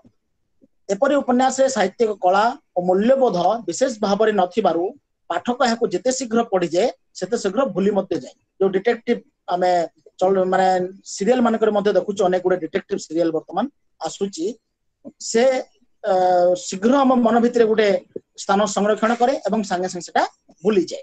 सेमिति किछिटा उपन्यास ला चंद्रमणि दासंग नरबली, द्वारिकानाथ नाईकर Robin series, Jogendra Kumar Mahanti Meera series, Kanduri Charan दासंग रक्ततांडव, निहित नायिका, चमेश्वर त्रिपाठी अदृश्य मानव ये सब उपन्यास गुड़िक होची रहस्य रोमांच धर्मी उपन्यास। सेमिति किछि आंचलिक उपन्यास मध्य सृष्टि हितबा बा जाति भित्तिक उपन्यास मध्य सृष्टि हितबार देखा जाए। जोंथि एक निर्दिष्ट जाति बा एक निर्दिष्ट अंचल घटना बा को केंद्र करी ए उपन्यास विषय वस्तु गतिशील करिथाय। एभली उपन्यास रे सेही अंचल सामाजिक राजनीतिक अर्थनीतिक सर्वोपरि कला साहित्य संस्कृति तथा सेही अंचल प्राकृतिक चित्र आदि बेस मनोज्ञ भाव में उपस्थापित होता है। जो निर्दिष्ट अंचल बा जाति संपर्क में कथाकार लिखिथांती सेही संपर्क तांकर जेते अधिक ज्ञान बा अभिज्ञता रहिबो से उपन्यास सेते रसोत्तीर्ण और सार्थक हो पारिଥାଏ। ओडिया साहित्य जगत रे गोपीनाथ महांती जने श्रेष्ठ कवि से दृष्टि तांकर परजा सेमती परजा जाति को लेकिन रचना कराई। हरिजन, चमेश्वर मिश्र खमारी, गणेश्वर मिश्र सामुद्रिक ये प्रभृति उपन्यास होची सेमिति किछि आंचलिक बा जाति भित्तिक उपन्यास अंतर्गत। तेबे आहुरी किछिटा उपन्यास मध्य रहिछि चरित्र उपन्यास, पत्र उपन्यास एमिति अनेक गुडे उपन्यास मध्य विभिन्न धरणर रहिछि। तेबे उपन्यास रो जो श्रेणी विभाग व्यतीत आहुरी अनेक गुडे श्रेणी विभाग आमे करि परिबा। पाश्चात्य देश मानकर अनेक प्रकार उपन्यास सृष्टि होई ताहा समय स्रोत रे मिलै जाइछि। आम ओडिया साहित्य जगत रे मध्य समर आह्वान रे विभिन्न प्रकार शैली और विभिन्न प्रकार विषय वस्तु को नहीं ए उपन्यास गुड़िक रचना करायाउछि एवं समय अतिबाहित होला परे सेही गुड़िक जेमिति उपन्यास पछरे रहि जाउछि। ओडिया उपन्यास रो विकास क्रम तबे ए ओडिया उपन्यास केबेठर आरंभ होला एवं केउ माध्यम दे वर्तमान पर्यंत आसला सेही संपर्क रे आमे संक्षेप रे आलोचना करिबा। आधुनिक साहित्य जगत रे उपन्यास होछि एक चमत्कार सृष्टि। यह प्राचीन काल रे उपन्यास नथिला। इंग्रेज माने आसीबा परे इंग्रेज साहित्यर प्रसार हला परे जे भारत माटी रे बा ओडिसा माटी रे ए उपन्यास सृष्टि होछि आधुनिक उपन्यास जाके हम कहूछु। तेबे जो पामेला उपन्यास 1740 ख्रीष्टाब्द रे जहां रिचार्डसन को द्वारा इंग्राजी साहित्य रचित होइतिला ताहाकु आधुनिक उपन्यास सर्वप्रथम उपन्यास भाव रे गणना करा जायथे। सेमिते भारत वर्ष रे बंगला साहित्य जगत रे प्रमोदनाथ शर्मांकर नवबाबु विलास 1823 ठारू उपन्यास रचना करिवार प्रयास आरंभ होइतिला। एहा परे प्यारीचांद मित्रंकर आलालेर घरेर दुलार 58 मसिया रे 1858 रे प्रकाशित होइतिला। मात्र केतेक बंगीय समालोचक ए उपन्यास को उपन्यास मर्यादा न देई बंकिम चंद्रଙ୍କର ଦୁର୍ଗେଶ ନନ୍ଦିନୀ ଯାହାକି 1865 ମସିହାରେ ରଚିତ ହୋଇଥିଲା ତାହାକୁ ଯେଟା ଐତିହାସିକ ବିଷୟବସ୍ତୁକୁ ନେଇକି ରଚିତ ହୋଇଥିଲା ଏବଂ ବିଶ୍ୱବୃକ୍ଷ 1865 ସାମାଜିକ ଉପନ୍ୟାସକୁ ପ୍ରଥମ ବଙ୍ଗଳା ଉପନ୍ୟାସ ଭାବରେ ଗ୍ରହଣ କରାଯାଏ। ତେବେ ଓଡ଼ିଶା ମାଟିରେ ଓଡ଼ିଆ ସାହିତ୍ୟରେ ଆମେ ଯଦିଓ ଉପନ୍ୟାସ ପ୍ରାରମ୍ଭିକ କାଳରେ ଦେଖି ନାହିଁ, ବହୁତ ପ୍ରାଚୀନ କାଳରେ ଚତୁର ବିନୋଦ ଭଳିଆ ଏକ ଥିଲା ଗ୍ରନ୍ଥ ଥିଲା, କିନ୍ତୁ ସେଥିରେ ତାହାକୁ ଆମେ ସମ୍ପୂର୍ଣ୍ଣ ଉପନ୍ୟାସ କହିପାରିବା ନାହିଁ, କାରଣ ସେଥିରେ ସମ୍ପୂର୍ଣ୍ଣ ଜୀବନର କାହାଣୀ ନାହିଁ, ଯୋଉ ଉପନ୍ୟାସ ଯୋଉ ସଂଜ୍ଞା ସେଥିରେ ନାହିଁ। ଚାରୋଟି ବିନୋଦ, ଚାରୋଟି ଗଳ୍ପକୁ ନେଇକି ସେଟା ଉପନ୍ୟାସ ଗଠିତ ଉଠିଛି। ତେବେ ଓଡ଼ିଆ ସାହିତ୍ୟର ଯୋଉ ପତ୍ର ପତ୍ରିକାର ଦାନ ହଉଛି ଓଡ଼ିଆ ଉପନ୍ୟାସ ସାହିତ୍ୟକୁ ବିକାଶ କରିବାରେ ତାଙ୍କର ଦାନ ଅବଦାନ ମଧ୍ୟ ବହୁତ ଗୁରୁତ୍ୱପୂର୍ଣ୍ଣ। ଉତ୍କଳ ମଧୁପ ପତ୍ରିକାରେ ରାମଶଙ୍କର ରାୟଙ୍କର ସୌଦାମିନୀ ଉପନ୍ୟାସ ପ୍ରଥମେ ଧାରାବାହିକ ଭାବରେ ପ୍ରକାଶିତ ହେଲା ଏବଂ ପ୍ରଦୀପ ନାମ ପତ୍ରିକାରେ ଶ୍ରୀ ଛଦ୍ମ ନାମଧାରୀ ଲେଖକଙ୍କ ଦ୍ୱାରା ମଠର ସମ୍ବାଦ ଓ ଅନାଥିନୀ ମଧ୍ୟ ପ୍ରକାଶିତ ହୋଇଥିଲା। ସେହିପରି ଇନ୍ଦ୍ରଧନୁ ପତ୍ରିକାରେ ରାମଶଙ୍କରଙ୍କର ଅନ୍ୟ ଏକ ଉପନ୍ୟାସ ଉନ୍ମାଦିନୀ ସେତେବେଳେ ପ୍ରକାଶିତ ହେଉଥିଲା। ମାତ୍ର ଏଇ ଯୋଉ ପତ୍ରିକା ଗୁଡିକରେ ପ୍ରଥମେ ପ୍ରୟାସ କରାଯାଇଥିଲା ତାହା କିଛିଟି ସଂଖ୍ୟାରେ ପ୍ରକାଶିତ ହେଲା ପରେ ସେଇ ପତ୍ରିକା ଗୁଡିକ ବନ୍ଦ ହେଇଯିବା କାରଣରୁ ସେଇ ଉପନ୍ୟାସର ଆୟୁଷ ସେତିକିରେ ହିଁ ବନ୍ଦ ହେଇଯାଇଥିଲା। 1888 ମସିହାରେ ପ୍ରକାଶିତ ହେଇଥିଲା ଉମେଶ ଚନ୍ଦ୍ର ସରକାରଙ୍କ ଦ୍ୱାରା ରଚିତ ପଦ୍ମମାଳୀ, ଯାହାକୁ କି ଆମେ ପ୍ରଥମ ଓଡ଼ିଆ ଉପନ୍ୟାସ ଭାବରେ ମଧ୍ୟ ବର୍ଣ୍ଣନା କରିଥାଉ। ଏହା ଏକ ମୌଳିକ ପୂର୍ଣ୍ଣାଙ୍ଗ ଉପନ୍ୟାସ। ଏହାପରେ ରାମଶଙ୍କର ରାୟଙ୍କର ପୂର୍ଣ୍ଣାଙ୍ଗ ଉପନ୍ୟାସ ବିବାସିନୀ 1893ରେ ପ୍ରକାଶିତ ହୋଇଥିଲା। ସେମିତି 1898ରେ ପ୍ରଥମେ ଗୋପାଳ ବଲ୍ଲଭ ଦାସଙ୍କ ଦ୍ୱାରା ଗୋଟେ ଆଦିବାସୀ ଭିତ୍ତିକ ଉପନ୍ୟାସ ଭୀମା ଭୂୟାଁ ରଚିତ ହୋଇଥିଲା, ଯାହାକି 1908 ମସିହାରେ ପ୍ରକାଶିତ ହୋଇଥିଲା। ଏମିତି ଉପନ୍ୟାସର ଧାରା ଆଗକୁ ବଢି ଚାଲିଲା। ସେତେବେଳେ କବି ସମ୍ରାଟ ଉପେନ୍ଦ୍ର ଭଞ୍ଜ କଥା ସମ୍ରାଟ ଉପେନ୍ଦ୍ର ଭଞ୍ଜ ଆମର କଥା ସମ୍ରାଟ ଫକୀର ମୋହନ ସେନାପତି ସେ ଯେତେବେଳେ ଓଡ଼ିଆ ଉପନ୍ୟାସ ସାହିତ୍ୟକୁ ଆସିଲେ ସେ ଓଡ଼ିଆ ଉପନ୍ୟାସକୁ ଏକ ନୂତନ ଜୀବନ୍ୟାସ ଦେଇଥିଲେ। ତାଙ୍କର ଦ୍ୱାରା ରଚିତ 6 ମାଣ 8 ଗୁଣ୍ଠ ଉପନ୍ୟାସ ସର୍ବପ୍ରଥମେ ଉତ୍କଳ ସାହିତ୍ୟ ପତ୍ରିକାରେ 1897 ଖ୍ରୀଷ୍ଟାବ୍ଦରେ ଏହା ଧାରାବାହିକ ଭାବରେ ପ୍ରକାଶିତ ହୋଇଥିଲା ଏବଂ 1902 ଖ୍ରୀଷ୍ଟାବ୍ଦରେ ଏହା ପୁସ୍ତକ ଆକାରରେ ପ୍ରକାଶିତ ହେଲା। ଏହାପରେ ଲଛମା 1901ରେ, ମାମୁ 1913ରେ ଏବଂ ପ୍ରାୟଶ୍ଚୀ 1915 ମସିହାରେ ଏହା ପ୍ରକାଶିତ ହୋଇଥିଲା। ଓଡ଼ିଆ ଉପନ୍ୟାସ ସାହିତ୍ୟରେ ଉନ୍ମେଷ କାଳରେ କବିଶେଖର ଚିନ୍ତାମଣି ମହାନ୍ତିଙ୍କର ରୂପାଚୋଡ଼ି, ଟଙ୍କା ଗଛ, ଯୁଗଳ ମଠ, ବୁଲା ଫକୀର, ଶନି ସପ୍ତାହ, ରକ୍ତଦାନ, ପଲ୍ଲକବି ନନ୍ଦକିଶୋର ବଳଙ୍କ କନକଲତା, ବାଣୀଭୂଷଣ ମୃତ୍ୟୁଞ୍ଜୟ ରଥଙ୍କର ଅଦ୍ଭୁତ ପରିଣାମ, ତାରିଣୀ ରଥଙ୍କର ଅନ୍ନପୂର୍ଣ୍ଣା, ଏସବୁ ଉପନ୍ୟାସ ଗୁଡିକ ପ୍ରାରମ୍ଭିକ ପର୍ଯ୍ୟାୟରେ ଅନେକ ସୃଷ୍ଟି ହେଇଥିଲା ଏବଂ ପରବର୍ତ୍ତୀ ପିଢିର ଉପନ୍ୟାସିକ ମାନଙ୍କୁ ତାହା ବିଶେଷ ସାହାଯ୍ୟ ସହଯୋଗ କରିଥିଲା ଏବଂ କିଛି ପ୍ରେରଣା ଦେଇଥିଲା। ସତ୍ୟବାଦୀ ଗୋଷ୍ଠୀର ପଣ୍ଡିତ ଗୋଦାବରୀ ମିଶ୍ର 4 ଗୋଟି ଇଂରାଜୀ ଉପନ୍ୟାସକୁ ଓଡ଼ିଆ ଭାଷାରେ ରୂପାନ୍ତରିତ କରିଥିଲେ। ସମକାଳୀନ କାନ୍ତକବି ଲକ୍ଷ୍ମୀକାନ୍ତ ମହାପାତ୍ରଙ୍କର କଣା ମାମୁଁ, ବଟକୃଷ୍ଣ ପ୍ରଭୟାଙ୍କ ଘନାବର୍ତ୍ତ, ପୂର୍ଣ୍ଣାହୁତି, ମାତା ମଠ, ଅଶ୍ରୁବିନ୍ଦୁ, ଅଶ୍ୱିନୀ କୁମାର ଘୋଷଙ୍କର ବୁଢା ଚଚା, ମୁକ୍ତି, ଚଣାବାଲା, ଏଇସବୁ ଉପନ୍ୟାସ ଗୁଡିକ ସେ ସତ୍ୟବାଦୀ ଯୁଗରେ ସମୟରେ ରଚିତ ହୋଇଥିଲା। ସେମିତି ପରଶମଣି, କାଳୀବୋହୂ, ରଘୁରକ୍ଷିତ ଆଦି ଉପନ୍ୟାସ ମଧ୍ୟ ସେ ସମୟରେ ରଚିତ ହୋଇଥିବା ଦେଖାଯାଏ। ତା ପରବର୍ତ୍ତୀ ଯୁଗ ଯୋଉଟା ଆମେ ସବୁଜ ଯୁଗ ବୋଲି କହିଥାଉ, ସେ ସବୁଜ ଯୁଗରେ 9 ଜଣ ସାହିତ୍ୟିକ ମିଶି ବଙ୍ଗଳାର ଅନୁସରଣରେ ବାସନ୍ତୀ ଉପନ୍ୟାସର 12 ଉପନ୍ୟାସର ଅନୁସରଣରେ ବାସନ୍ତୀ ନାମକ ଏକ ଉପନ୍ୟାସ ରଚନା କରିଥିଲେ। ଏହି ଗୋଷ୍ଠୀର କାଳିନ୍ଦୀ ଚରଣ ପାଣିଗ୍ରାହୀ, ମାଟିର ମଣିଷ, ଲୁହାର ମଣିଷ, ଅମର ଚିତା, ମୁକ୍ତାଗଡର କ୍ଷୁଧା ଆଦି ଉପନ୍ୟାସ ରଚନା କରିଥିଲେ। ସେମିତି ଉପେନ୍ଦ୍ର କିଶୋର ଦାସଙ୍କର ମଲା ଜହ୍ନ, ରାମା ପ୍ରସାଦ ସିଂଙ୍କର ପ୍ରତିହିଂସା, ଅଗ୍ନିପଥେ, ପୂଜାର ବଳି, ମରୁର ସାଥୀ, ଛିନ୍ନ ମସ୍ତା, ଏଇ ସବୁ ଉପନ୍ୟାସ ସେ ରଚନା କରିଛନ୍ତି। ତାପରେ ଉପନ୍ୟାସିକ ମାନଙ୍କ ଭିତରେ ଆସୁଛନ୍ତି ସୀତା ଦେବୀ ଖାଡଙ୍ଗା, ସେ ପୋଷପୁତ୍ର ରଚନା କରିଛନ୍ତି। ପ୍ରତ୍ୟାବର୍ତ୍ତନ, ଅଗ୍ରଜ, ସମକାଳୀନ ଜଣେ ପଥ୍ୟ ଯଶା ଉପନ୍ୟାସିକ ହଉଛନ୍ତି କାଲୁଚରଣ ମହାନ୍ତି। ତାଙ୍କ ଅଜସ୍ର ସାବି ଲେଖନରୁ ସେ 50-60 ଉପନ୍ୟାସ ରଚନା କରିଛନ୍ତି। ସେଗୁଡିକ ବାଲିରାଜା, ପଳାତକ, ତଥାସ୍ତୁ, ହା ଅନ୍ନ, ଶାସ୍ତି, ବଜ୍ରବାହୁ, ସର୍ବରୀ, ମନ ଜାଣେ ପାପ, ସ୍ୱପ୍ନରା ସତ୍ୟ, ଏମିତି ଅନେକ ଗୁଡେ ଉପନ୍ୟାସ ସେ ମଧ୍ୟ ରଚନା କରିଛନ୍ତି। ଏହାପରେ ତାଙ୍କ ପରେ ସ୍ୱାଧୀନତା ପରବର୍ତ୍ତୀ କାଳରେ ସ୍ୱାଧୀନୋତ୍ତର କାଳର ନୂତନ ଚିନ୍ତା ଓ ଚେତନାକୁ ନେଇ କିଛି ପ୍ରବୀଣ ଓ କିଛି ତରୁଣ ଉପନ୍ୟାସିକ ଉପନ୍ୟାସ ରଚନା କରିବାରେ ମନୋନିବେଶ କରିଥିଲେ। ସେମାନଙ୍କ ମଧ୍ୟରୁ ସୁରେନ୍ଦ୍ର ମହାନ୍ତି ହେଉଛନ୍ତି ଅନ୍ୟତମ। ତାଙ୍କ ଦ୍ୱାରା ରଚିତ ପୁସ୍ତକ ଗୁଡ଼ିକ ଉପନ୍ୟାସ ଗୁଡ଼ିକ ହେଲା ବଧୂ ଓ ପ୍ରିୟା, ଅନ୍ଧ ଦିଗନ୍ତ, ନୀଳଶୈଳ, କାଳାନ୍ତର, ଅଚଳାୟତନ, ହଂସଗୀତି, ନୀଳାଦ୍ରି ବିଜୟ, ନେତି ନେତି, କୃଷ୍ଣାବେଣୀରେ ସନ୍ଧ୍ୟା, ଆଜୀବକର ଅଟ୍ଟହାସ୍ୟ ଇତ୍ୟାଦି। ନରସିଂହ ଯୋଉ ନରସିଂହ ଚରଣ ସାହୁଙ୍କ ଦ୍ୱାରା ରଚିତ ସେଗୁଡିକ ହେଲା ସେବା ସଦନ, ବଡ ଘରର ଝିଅ, ଅଭିଯୋଗ, ମେଘମାଳା, ପାଗଳ, ଅଠା କାଠି ଇତ୍ୟାଦି। ତେବେ ଅନେକ ଔପନ୍ୟାସିକ ଏହି ସମୟରେ ଅନେକ ଗୁଡେ ଉପନ୍ୟାସ ରଚନା କଲେ। ଏମିତି ଭାବରେ ବିକାଶ ଧାରା ବଢି ଚାଲିଲା। ଶାନ୍ତନୁ କୁମାର ଆଚାର୍ଯ୍ୟଙ୍କର ଉପନ୍ୟାସ ହେଲା ନରକିନ୍ନର, ଶତାବ୍ଦୀର ନଚିକେତା, ତିନୋଟି ରାତ୍ରିର ସକାଳ, ଦକ୍ଷିଣାବର୍ତ୍ତ, ଯାତ୍ରାର ପ୍ରଥମ ପାଦ, ଶକୁନ୍ତଳା ଏ ପ୍ରଭୃତି ଉପନ୍ୟାସ ମଧ୍ୟ ସେ ରଚନା କଲେ। ଆଲୋଚ୍ୟ କାଳର ଜଣେ ଲୋକପ୍ରିୟ ଉପନ୍ୟାସିକ ଭାବରେ ବିଭୂତି ପଟ୍ଟନାୟକ ବେଶ ଖ୍ୟାତି ଅର୍ଜନ କରିଛନ୍ତି। ତାଙ୍କର ଉପନ୍ୟାସ ରେ ନାରୀ ଜାତି ପ୍ରତି ଆନ୍ତରିକତା ଓ ସ୍ୱତନ୍ତ୍ର ସମ୍ମାନ ମଧ୍ୟ ପ୍ରଦର୍ଶିତ ହୋଇଛି। ସେ ଅନେକ ଗୁଡେ ଶତାଧିକ ଉପନ୍ୟାସ ରଚନା କରିଛନ୍ତି। ସେଗୁଡିକ ଶେଷ ବସନ୍ତ, ଦିନ ଯାଏ ଚିହ୍ନ ରହେ, ତୁମେ ତୃଷ୍ଣାର ଜଳ, ମାୟାବୀ ହୃଦୟ, ଅନେକ ଗୁଡେ ଉପନ୍ୟାସ ସେ ମଧ୍ୟ ରଚନା କରିଛନ୍ତି। ସେମିତି ଆଉ ଜଣେ ବହୁ ଚର୍ଚ୍ଚିତ ଉପନ୍ୟାସିକା ହେଲେ ସାମ୍ପ୍ରତିକ କାଳର ପ୍ରତିଭା ରାୟ।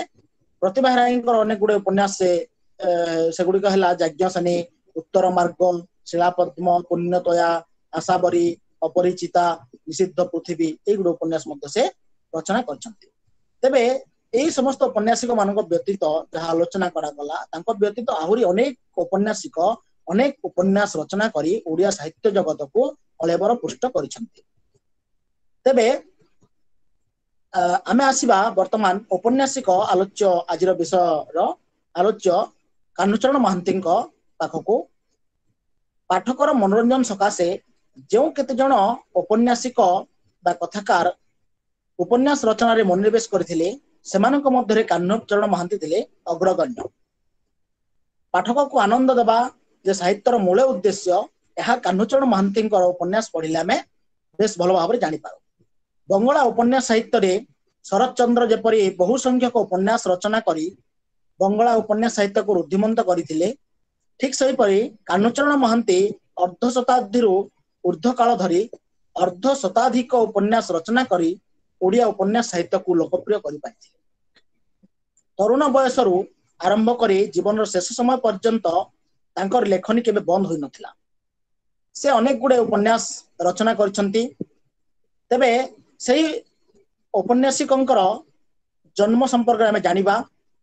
ଏହି ପ୍ରତିଭାଧର ଉପନ୍ୟାସିକ ସ୍ୱର୍ଗତ କାହ୍ନୁଚରଣ ମହାନ୍ତି 1906 ମସିହା ଅଗଷ୍ଟ ମାସ 11 ତାରିଖ ଦିନ ପବିତ୍ର ଜନ୍ମାଷ୍ଟମୀ ତିଥିରେ ଅବିଭକ୍ତ ବଲାଙ୍ଗୀର ଜିଲ୍ଲା ତଥା ବର୍ତ୍ତମାନର ସୁବର୍ଣ୍ଣପୁର ଜିଲ୍ଲାର ସୌନ୍ଦର୍ଯ୍ୟମୟ ସହର ସୋନପୁରରେ ଜନ୍ମଗ୍ରହଣ କରିଥିଲେ। ତାଙ୍କ ବାପାଙ୍କ ନାମ ଥିଲା ଶ୍ରୀଯୁକ୍ତ ସୂର୍ଯ୍ୟମଣି ମହାନ୍ତି ଏବଂ ତାଙ୍କ ମାଙ୍କ ନାମ ଥିଲା ଦୁର୍ଗାବତୀ ଦେବୀ। ସେ ସୁବର୍ଣ୍ଣପୁର ଜନ୍ମଗ୍ରହଣ କରିଥିଲେ, ହେଲେ ତାଙ୍କର ପୈତୃକ ଗ୍ରାମ ସୁବର୍ଣ୍ଣପୁର ନଥିଲା। କାହ୍ନୁଚରଣଙ୍କ ପୈତୃକ ଘର ଥିଲା କଟକ ଜିଲ୍ଲାର ନାଗବଲି ଅଞ୍ଚଳରେ ଏବଂ ତାଙ୍କ ବାପା ସୂର୍ଯ୍ୟମଣି ମହାନ୍ତି ସେ ସୁବର୍ଣ୍ଣପୁର ରାଜାଙ୍କ ଅଧୀନରେ କର୍ମଚାରୀ ଭାବରେ କାର୍ଯ୍ୟ କରୁଥିଲେ। ପିଡବ୍ଲ୍ୟୁଡିର ଗୋଟେ ଅବସର ଭାବରେ ସେ ଚାକିରି କରୁଥିଲେ ଏବଂ ସୁବର୍ଣ୍ଣପୁରରେ ସେ ରହୁଥିଲେ। କାହ୍ନୁଚରଣ ନିଜର ପୈତୃକ ଗ୍ରାମ ନାଗବାଲି ଠାରୁ ସେ ଚାଟଶାଳୀ ପାଠ ସମାପ୍ତ କରିଥିଲେ ଏବଂ 9 ବର୍ଷ ବୟସରେ ସେ ନିଜ ଜନ୍ମଭୂମି ସୋନପୁରକୁ ସେ ଯାଇଥିଲେ ଉଚ୍ଚ ଶିକ୍ଷା ଗ୍ରହଣ କରିବା ପାଇଁ। ସେଥିରେ ସେ ଉଚ୍ଚ ଇଂରାଜୀ ବିଦ୍ୟାଳୟରେ ତାଙ୍କ ଭାଇଙ୍କ ସହିତ ନାମ ଲେଖାଇଥିଲେ। ସେଥିରେ ବାଲ୍ୟ ଶିକ୍ଷା ସମାପନ କରିବା ପରେ କଟକର ପ୍ୟାରୀମୋହନ ଏକାଡେମୀରେ ସେ ପାଠ ପଢିବା ପାଇଁ କଟକ ଯାଇଥିଲେ। 1924 ମସିହାରେ ଏଥିରେ ସେ କୃତିତ୍ୱର ସହ ଉତ୍ତୀର୍ଣ୍ଣ ହୋଇ ଉଚ୍ଚଶିକ୍ଷା ଲାଭ ପାଇଁ ସେ ପାଟନା ଯାଇଥିଲେ। ସେଥିରୁ 1926 ମସିହାରେ ଆଇଏସସି ପରୀକ୍ଷାରେ ଉତ୍ତୀର୍ଣ୍ଣ ହୋଇ ତାଙ୍କ ଭାଇଙ୍କ ପ୍ରେରଣାରେ ସେ ବିହାର ନ୍ୟାସନାଲ କଲେଜରେ ଇଞ୍ଜିନିୟରିଂ ପାଇଁ ନାମ ଲେଖାଇଥିଲେ। କିନ୍ତୁ ଅର୍ଥାଭାବରୁ ସେ କାହ୍ନୁଚରଣ ଇଞ୍ଜିନିୟରିଂ ପାଠକୁ ପରିହାର କରି ରେଭେନ୍ସା ମହାବିଦ୍ୟାଳୟରେ ପୁଣି ସେ ବିଏରେ ନାମ ଲେଖାଇଲେ ଏବଂ 1929 ମସିହାରେ ସେ ସେଥିରେ ବିଏ ଉତ୍ତୀର୍ଣ୍ଣ ହୋଇ ଆଇନ ପାଠ ପଢିବା ପାଇଁ ନାମ ଲେଖାଇଲେ ଏବଂ ଆର୍ଥିକ ଅବସ୍ଥା ଶୋଚନୀୟ ନଥିବାରୁ ସେଥିରେ ମଧ୍ୟ ସେ ପାଠ ପଢି ପାରିଲେ ନାହିଁ, ଆଇନ ପାସ୍ କରିପାରିଲେ ନାହିଁ ଏବଂ 1930 ମସିହାରେ ସେ ଏକ ସରକାରୀ କାର୍ଯ୍ୟାଳୟରେ ଜଣେ କିରାଣୀ ଭାବରେ ସେ ତାଙ୍କର ନିଜର କର୍ମମୟ ଜୀବନ ଆରମ୍ଭ କରିଥିଲେ। ये हूँ तांकर व्यक्तिगत जीवन। जड़े किराणी भाव में निजर कर्ममय जीवन आरंभ करते हैं निजर उच्च आशा अध्यवसाय बल से 1941 मसीह कटकर कलेक्टरेट सब डेपुटी मजिस्टर और 1946 मसीह डेपुटी मजिस्टर होबार गौरव अर्जन कर दीर्घ 34 वर्षर चाकरी काल भितर दक्षतार सहित से कार्य करी 1964 मसीह से अवसर ग्रहण करते। अवसर ग्रहण पर 66-67 मसीह ओडिशा साहित्य एकाडेमी संपादक भाव में किछि वर्ष कार्य करथिले एवं 1994 मसीहा अप्रैल मास 6 तारिख रे 87 वर्ष बयस से इहल्ला संवरण करथिले।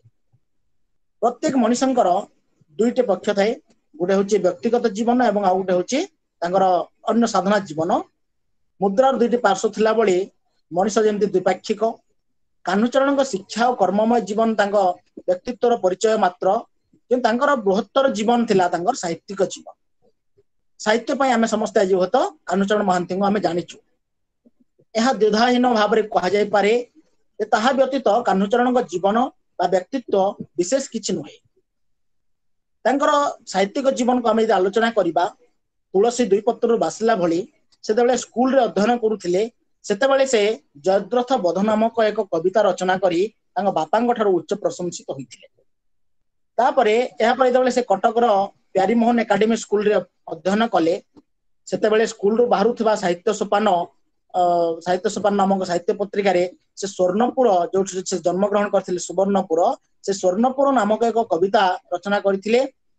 सेथरे मध्ये तांग शिक्षक तांकर स्कूल रो समस्ते साथी माने समस्त उच्च प्रशंसा से करथिले। एहा परे बालक कान्हुचरण मनरे साहित्य सृष्टि पय एक नूतन प्रेरणा जोगाइथिला। एकदा तांकर जने बंधु तांको प्रश्न करथिले जे ओडिया भाषा रे उपन्यास अछि कि, जने बंगला बंधु सेतेबेले ओडिया साहित्य उपन्यास नैराश्य विकास को लक्ष्य करी कान्हुचरण जर्जरित हो उठिथिले एवं बंधुଙ୍କ प्रश्नर जवाब स्वरूप लेखि चलिले गोटे परे गोटे उपन्यास। एही कारणरो कान्हुचरण जे जने विशिष्ट उपन्यासिक भाव में परिचित हो पारिले ताहा निसंदेह भाव में मध्य कहा जाय पारे। 1923 मसीह से अनवरत साहित्य रचना करी ओडिया कथा साहित्य जगत को देइछन्ते अर्ध शताधिक उपन्यास और अनेक गुड़े गल्प। विंश शताब्दीर ओडिया उपन्यास साहित्य जगत रे कान्हुचरण महांती जने सफल स्रष्टा। निरलस उपन्यास साधना और दीर्घ दिन विरतहीन सृष्टि तांकु एही सफलता प्रदान करिछि। दीर्घ 60 वर्ष ऊर्ध्व काल धरी एपरी एकांतिक निष्ठा और साधना ओडिया साहित्य जगत रे कोनोसी उपन्यासिकଙ୍କ पाखरे आमे देखिबाकू पाउ नाही। एपरिकी से तांको साहित्य साधना रे विप्लवायतन सृष्टि करिथिबारु जने जुग प्रवर्तक भाव में मध्य परिगणित हवा आदौ अयुक्तिक नुहे। तेबे कान्हुचरण प्रतिभा आज सर्वजन स्वीकृत। तांको परिवार मध्य एक सरस्वती परिवार गौरव अर्जन करछन्ती। तांको परिवार संपर्क जानिबा तांको अनुज होउछन्ती गोपीनाथ महांती, जे कि ओडिया उपन्यास साहित्य रे जने विशिष्ट कथाकार भाव में परिचित एवं जे मर्यादा जनक ज्ञानपीठ पुरस्कार मध्य अर्जन करथिले। एवं तांको पुत्र होउछन्ती गुरुप्रसाद महांती, कवि गुरुप्रसाद महांती ओडिया कविता जगत रे मध्य से जने स्वतंत्र स्थान रो अधिकारी। सेमती एक साहित्यिक परिवार व्यक्ति थे से कान्हुचरण महांती एवं कान्हुचरण साहित्य साधना और तांको पारिवारिक साहित्य अवदान ओडिया साहित्य जगत को बहु भाव में समृद्ध करिछि, ताहा अनुस्वीकार्य। तेबे आमे आलोचना करिबा कान्हुचरण महांती उपन्यास संपर्क रे। उपन्यासिक कान्हुचरण महांती पिलाटी दिनर तांकर साहित्य प्रति आग्रह बढ़िथिला, किंतु कटक रे सेबले मैट्रिक सेकंड क्लास बा नवम श्रेणी अध्ययन करुथिले सेतेबेले से गाँ रु कटक आसीबा रास्ता रे एक घटना तांको जीवन रे बा तांको मन रे गोटे प्रतिक्रिया सृष्टि हेतिला, गोटे रेखापात सृष्टि करथिला। सेही घटना को उपन्यास रूप देइथिले, लिखिथिले से उत्सवे व्यसन। एहार रचना काल 23-24 मसीह रे, कि दुखर विषय जे उपन्यास टी आज पर्यंत प्रकाश होई पारला नाही। तार पांडुलिपिटी हजि जाइछि बोली कान्हुचरण मध्य तांकर कान्हुचरण परिक्रमा पुस्तक रे से कहिसंती। तांको आलोचक केतक आलोचक बालीराजा को तांकर प्रथम उपन्यास भाव में ग्रहण करती। प्रकाशन दृष्टि विचार कले यह तांकर द्वितीय रचना। 1926 रु 29 मसीहा मध्य ये उपन्यास रचित होते हैं। 1931 मसीह पुस्तकाकार रे प्रकाशित होइछि। 1924 रु 26 मसीहा मध्य तथास्तु उपन्यास रचित होते हैं। 1933 मसीह प्रकाश लाभ करिछि।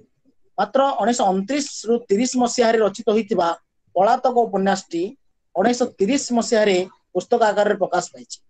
ଏହି ଦୃଷ୍ଟିରୁ ଆମେ ବିଚାର କଲେ ଦେଖିବା ଯେ ପଳାତକ ହିଁ ହେଉଛି ତାଙ୍କ ଦ୍ୱାରା ରଚିତ ହୋଇଥିବା ପ୍ରଥମ ପ୍ରକାଶିତ ଉପନ୍ୟାସ। ତା ଆଗରୁ ଅନେକ ଗୁଡେ ଉପନ୍ୟାସ ରଚନା କରିଛନ୍ତି କିନ୍ତୁ ପ୍ରକାଶ ପାଇନଥିଲା।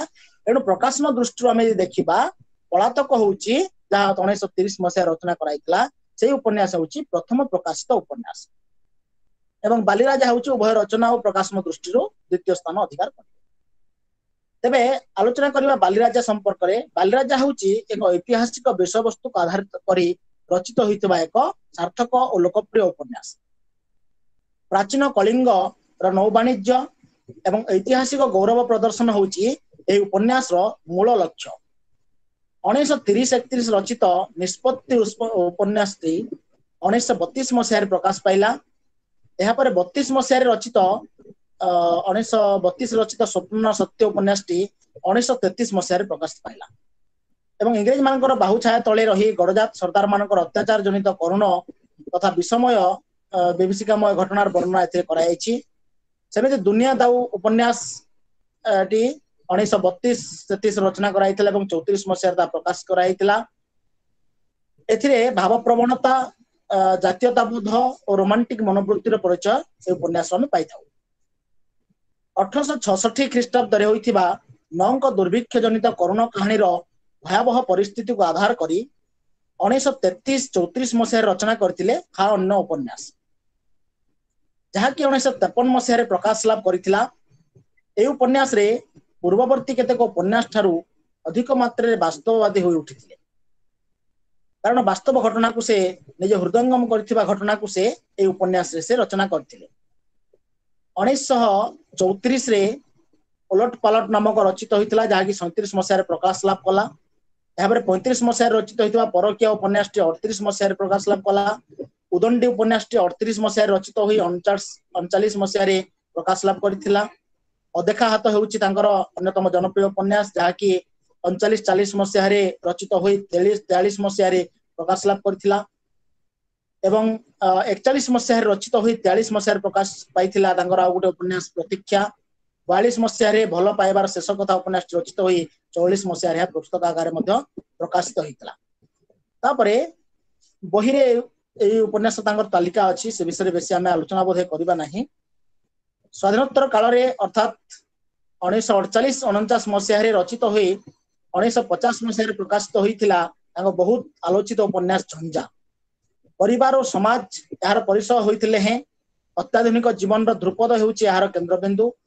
ଏହାପରେ ପ୍ରେମ ପ୍ରସଙ୍ଗକୁ ଉପଜୀବ୍ୟ କରି 1949 ମସିହାରେ ରଚିତ ହୋଇଥିଲା ମିଳନର ଛନ୍ଦ, ଯାହାକି 51 ମସିହାରେ ପ୍ରକାଶିତ ହୋଇଥିଲା। ସେମିତି ତାଙ୍କର ଅନେକ ଉପନ୍ୟାସ ହେଉଛି ସର୍ବରୀ ଓ କା ଉପନ୍ୟାସ, ଯାହାକି 50-51 ମସିହାରେ ରଚିତ ହୋଇ 52 ମସିହାରେ ପ୍ରକାଶିତ ହୋଇଥିଲା। ଅନେକ ଗୁଡେ ଉପନ୍ୟାସ ତାଙ୍କର ରହିଛି, ତାର ତାଲିକା ମଧ୍ୟ ସେ ପୁସ୍ତକ ରହିଛି, ପଢିପାରିବେ। ସ୍ୱାଧୀନତା ପୂର୍ବବର୍ତ୍ତୀ କାଳରୁ ଆରମ୍ଭ କରି ସ୍ୱାଧୀନତା ପ୍ରାପ୍ତିର ଅନେକ ବର୍ଷ ପର୍ଯ୍ୟନ୍ତ ତାଙ୍କ ଲେଖନୀ ଥିଲା ଚଳଚଞ୍ଚଳ। ବିଭିନ୍ନ ପ୍ରକାରର ବିଷୟବସ୍ତୁ ଓ ବିଭିନ୍ନ ପ୍ରକାରର ଚରିତ୍ରାଦିକୁ ସମାବେଶରେ ତାଙ୍କର ଉପନ୍ୟାସ ଗୁଡ଼ିକର କଳେବର ଗଢି ଉଠିଥିଲା। ତାଙ୍କ ଉପନ୍ୟାସ ଗୁଡ଼ିକର କଥାବସ୍ତୁ ସାଧାରଣତଃ ଆମ ସାମାଜିକ ପରିବେଶରୁ ସଂଗ୍ରହିତ ହୋଇଥିଲେ ହେଁ ଅନେକତ୍ର ତାହା ପାଶ୍ଚାତ୍ୟ ଉପନ୍ୟାସ ଲେଖକମାନଙ୍କ ପ୍ରଭାବରୁ ମୁକ୍ତ ନୁହେଁ ବୋଲି ଆଲୋଚକମାନେ ମତ ଦିଅନ୍ତି। ଏକଥା ସତ୍ୟ ହେଲେ ମଧ୍ୟ ସେ ଚମତ୍କାର ଭାବରେ ବିଷୟ ଗୁଡ଼ିକର ଆହରଣ କରି ତାକୁ ଓଡ଼ିଶାର ପାଣି ପବନ ଓ ଆପଣାର ମଣିଷ ଭଳି ଚରିତ୍ରର ସଂଯୋଜନାରେ ନିଜସ୍ୱ ଶୈଳୀରେ ତାକୁ ତୋଳିଛନ୍ତି। ଶେଷରେ ଏତିକି କୁହାଯାଇପାରେ ଯେ ଓଡ଼ିଆ ଉପନ୍ୟାସ ସାହିତ୍ୟ ଜଗତରେ ସେ ହେଉଛନ୍ତି ଜଣେ ଲୋକପ୍ରିୟ ଔପନ୍ୟାସିକ ଭାବରେ ତାଙ୍କର ଯୋଉ କୀର୍ତ୍ତି କେବେ ହେଲେ ନିଷ୍ପ୍ରଭ ହେବ ନାହିଁ।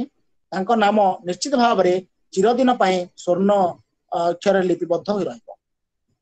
ଆମେ ଆସିବା ବର୍ତ୍ତମାନ ଶାସ୍ତ୍ରୀ ଉପନ୍ୟାସ ସମ୍ପର୍କରେ। ତାଙ୍କର ଅନେକ ଗୁଡେ ଉପନ୍ୟାସ ସମ୍ପର୍କରେ ତାଲିକା ରହିଛି, ଅନେକ ଉପନ୍ୟାସ ରହିଛି, ଅର୍ଦ୍ଧ ଶତାବ୍ଦୀରୁ ଉର୍ଦ୍ଧ୍ୱ 50 ଉର୍ଦ୍ଧ୍ୱ ଉପନ୍ୟାସ ରଚନା କରିଛନ୍ତି। ତେବେ ଆମର ଆଲୋଚ୍ୟ ପାଠ୍ୟ ଖସଡା ଅନୁସାରେ ଶାସ୍ତ୍ରୀ ଉପନ୍ୟାସ ସମ୍ପର୍କରେ ଆମେ ଆସିବା। ତ ଶାସ୍ତ୍ରୀ ଉପନ୍ୟାସ ମଧ୍ୟ ଏକ ବିରାଟକାୟ ଉପନ୍ୟାସ, 250 ପୃଷ୍ଠାରୁ ଉର୍ଦ୍ଧ୍ୱ ଏକ ବିଷୟବସ୍ତୁ ସମ୍ବଳିତ ଉପନ୍ୟାସ। ଏଥିରେ ଶାସ୍ତ୍ରୀ ଉପନ୍ୟାସରେ ଯୋଉ ଦୁର୍ଭିକ୍ଷ ନଅଙ୍କ ଦୁର୍ଭିକ୍ଷ ପରବର୍ତ୍ତୀ କାଳୀନ ବିଷୟବସ୍ତୁକୁ ଆଧାର କରି ଏହି ଉପନ୍ୟାସଟି ରଚିତ ହୋଇଛି। ଏହି ଉପନ୍ୟାସଟି कानुचरण महांती द्वारा रचित एक श्रेष्ठ उपन्यास। ए उपन्यास रचना करने पछरे दुईटी कारण बा प्रेरणा रही कहले चले। जितेबाला से 1915-16 मसीहार कथा, सेतेबाला उत्तर ओडिशा रे अनावृष्टि होगा कारण घोर दुर्भिक्ष पड़ीथिला एवं सोनपुर से वर्षा होइथिबारु सेठाकार अवस्था भल थिबार जानी विभिन्न आडू सहस्र सहस्र लोग सेतेबाला सोनपुर गढ़ को आसीथिले। सोनपुर तत्कालीन राजा श्री वीरभद्र सिंहदेव तेल नदी एवं जो महानदी संगम पीठ में सुवर्णमुर गढ़ी उठी। तेबे से तेल नदी कूल जो सुवर्णमेरु मंदिर वर्तमान मध्य विद्यमान रही, से ही मंदिर निकट में एक अर्णछत्र खोली थिले। सेतेबेले सेठाकार राजा राजकर्मचारी थिले कानुचरण बापा।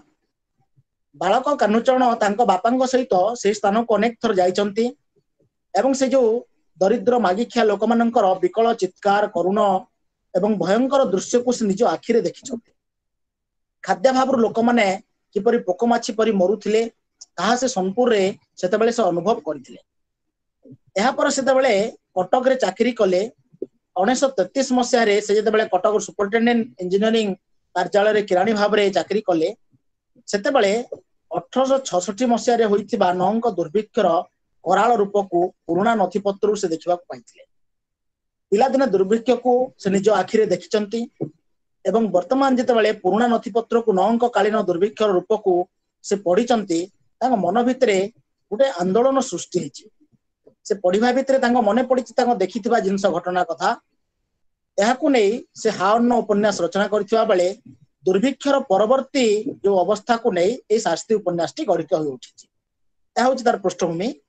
तत्कालीन समाज रे थिबा कुसंस्कार आदि को भित्ति करी ए शास्त्री उपन्यास रचित होइछि।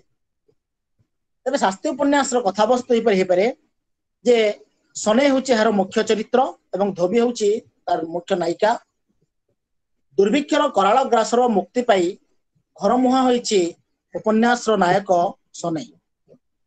देहरे रक्त मांस नाही, केते खंड हाड़ उपरे घेरा होइछि तार चमड़ार कुंचु कुंचिया हे गलानी तार मांस गुडिक। तथापि ता गाँर स्मृति तार परिवार आकर्षण से गाँ को छुटी आइछि छतरक्षा कंकाल सने। पौष मास थिला सेतेबेले प्रबल शीत, देह थरा हाड़ दोहला शीत। से भोर भोर सकाळ रे निज गाँ विष्णुपुर रे पाद दबा मात्रे तार अतीत मने पड़िछि। तार मने पड़िछि दीर्घ 3 वर्ष तलर कथा। सेतेबेले जो मरुड़ी पड़िथिला, दुर्भिक्ष पड़िथिला, सेतेबेले मनीष पेटर ज्वाला मेंटाइबा पाई तार परिवार रो माया किपरि तुटाइथिला। बाप छड़ाई तुटाइथिला पुओ झियो स्त्री रो माया। पुओ तुटाइला बाप मार ममता। नवीन बयसी बाला लज्जा संकोच छाड़ी पदा को गोड़ काढ़िथिला। एपरि एक परिस्थिति रे चलिला कंकाल मानक शोभा यात्रा। पेट विकल रे सनेर परिवार मध्य जे जुआडे चली गले, सनेर परिवार मध्य बापा बनाई पड़िला एवं तांकर पिला छुआ मानक धरिकी से मध्य घर द्वार छाड़ी चली जाइथिले। हेले ए जो परिवार मोह बेसी दिन रही पारिला नाही, से माने एकाठी रही पारिले नाही। निजे बंची रहबार बासना रे परिवार रो बंधन डर छिड़ी गला आपे आपे। सेदिन पेट विकल रे बापर खोजा खोजा मुह करुण भाव को न चाहे भाई मनियार आकर्षण रे बांधी न होई भौणी और दियोटी भाई भौणी दियोटींकर जो पुनी एवं कुनी तांकर भाईटाक को कर्णपात न करी बाप हाथरू से बाड़ी खंडिक छड़ाई नहीं अजणा पथर यात्री होइतला संज्ञा। जो दुर्भिक्षर कराल रूप को सेतेबेले देखैचंती उपन्यासक वर्णना करचंती। सेतेबेले बापा माँ भाई भौणी मध्य केही नथिले। टिके खाद्य पाई से बापा को मध्य ठेली देइतिला एवं तांग हाथ रे धरितिबा से बाड़ी को धरी से चलीथिला निज एक नूतन पत्र यात्री होई निजे बंचिबा पाई। तो अनेक वर्ष परे दीर्घ 3 वर्ष परे सेतेबेले टिके सुस्थ होइछि, खाइबा को पाइछि एवं सेतेबेले तार मने पड़िछि तार परिवार कथा, तार गाँर कथा एवं तार प्रिय धोबीर कथा। से गाँ रे पाद दे देखिला सब किछि सेमिति अछि, केवल मनीष नाहंती। जेमती गछ आम तोटा थिला से आम तोटा अछि, जे पोखरी थिला से पोखरी अछि, जो जहा जहा जेमती थिला से जिंस सेमती रहिछि। दुर्भिक्षर राक्षसर प्रमत्त लीलारे प्राण हराइछन्ति अपंतरा भूमि रे केवल मनीष। मनीष केवल खाइबा को न पाई से एपटे सेपटे बुलिचन्ति। जुआड़ी देखिले कुढ़ कुढ़ मनीषंकर कंकाल, किए केउठी मले तार मध्य हिसाब नाही। केवल गाँ मार मोहरे दुर्भिक्षर अइठा सने एता आशा नहीं फेरिछि गाँ। अनेक लोक तार संगे जाइथिबा अनेक लोकंकर मध्य पत्ता से रखि नाही। किए कोठी मरिचंती किए हजिचंती किए गाँ को फेरिचंती से तबले गाँ को फेरिची से गाँर मोहरे तार कंकड़ा चेहरा देखि ताको केही चिन्हि पारि नांती नुहंती बरं ताको चिन्हि मध्य न चिन्हला भलिया समस्त रहिचंती कारण सोनिया निजर परिचय देइची यह सत्य मध्य कंकाल एवं छतरखिया होइतिबारु ताको केही सहज ग्रहण करि पारि नांती निज जातीय धर्म हराइथिबारु से समाज रु बासंद होइची समाज रे मिसिबा पई जो दरकार प्रायश्चित से प्रायश्चित पई जो आवश्यक टंका से टंका ता पाखे नाही 2 दिन हला भोक उपास रे से मंदिर कड़रे से बाहरे सोईची जोथरे कुकुरर पशिबार अधिकार जोथरे रहिची किंतु कंकाल होइतिबारु छतर ख्या रहितिबारु से मनीष सन्यास भीतर को पशि पारु नाही तबे से टंका पाइबो कोठु गाँ लोक माने सभा करचंती एवं ताकू कहिचंती प्रायश्चित करिवा पई किंतु से टंका पाइ नाही मानव समाज रो एपरि मनोभाव विरुद्ध रे कंकाल सन्या मन तीव्र प्रतिक्रिया देखा देइची तथापि से निरुपाय किछि करि पारि नाही कारण समाज विरुद्ध रे से किछि करिवा पई तार साहस होई नाही जो गाँ रो माया ममता पई से गाँ को फेरिथिला से गाँ को एपरि से गाँ रो एपरि भाव रे व्यवहार पाई ताको छाडी तार छाती तले जो गोटे आशार किरण जळुथला दिग दिगे जळुथला से आशार आलुआटा क्षीणरु क्षीणत्व राहुरी हेगला गाँ लोक न बुझिले मध्य तार मनोभाव को बुझिथिला एकमात्र धोबी गाँ रे सन्यासी थिबार खबर पाइला धोबी दिन होला कंकाल सनै अवस्था संपर्क सूचना पाइबा मात्रे ता मन रे अतीतर जमाट बांधिथिला से 3 वर्ष तळर कथा तार मने पडिथिला से भाबुथिला जदि होय तो ताको बाहाई थांता सन्या ताले से कंकाल होई न थांता कि से धोबी मध्य निजे विधवा होई न थांता एमने अनेक कथा ता मन भितर आंदोलन कला विधवा धोबी फेरी गला से दीर्घ 3 वर्ष तळर तार मधुम अतीत भीतर को सेठी देखिला एक परांग पुष्ट युवकर बल्ला देह और कदम्ब परि रोमांचित पाण तार चेतनार गहर रे सनै पई जागी उठिला अपूर्व ममता जो सनै को से चाहूतला दीर्घ 3 वर्ष पूर्व से सनै को आज 3 वर्ष पर देखि ता मन भितर अनेक गुडे परिवर्तन आसला अनेक पुलकित हो उठिला ता भितर तेजी उठिला तार नारीत्व अल्प बयस रे विधवा से हिची एनु तार नारीत्व रे मध्ये तेजी उठिला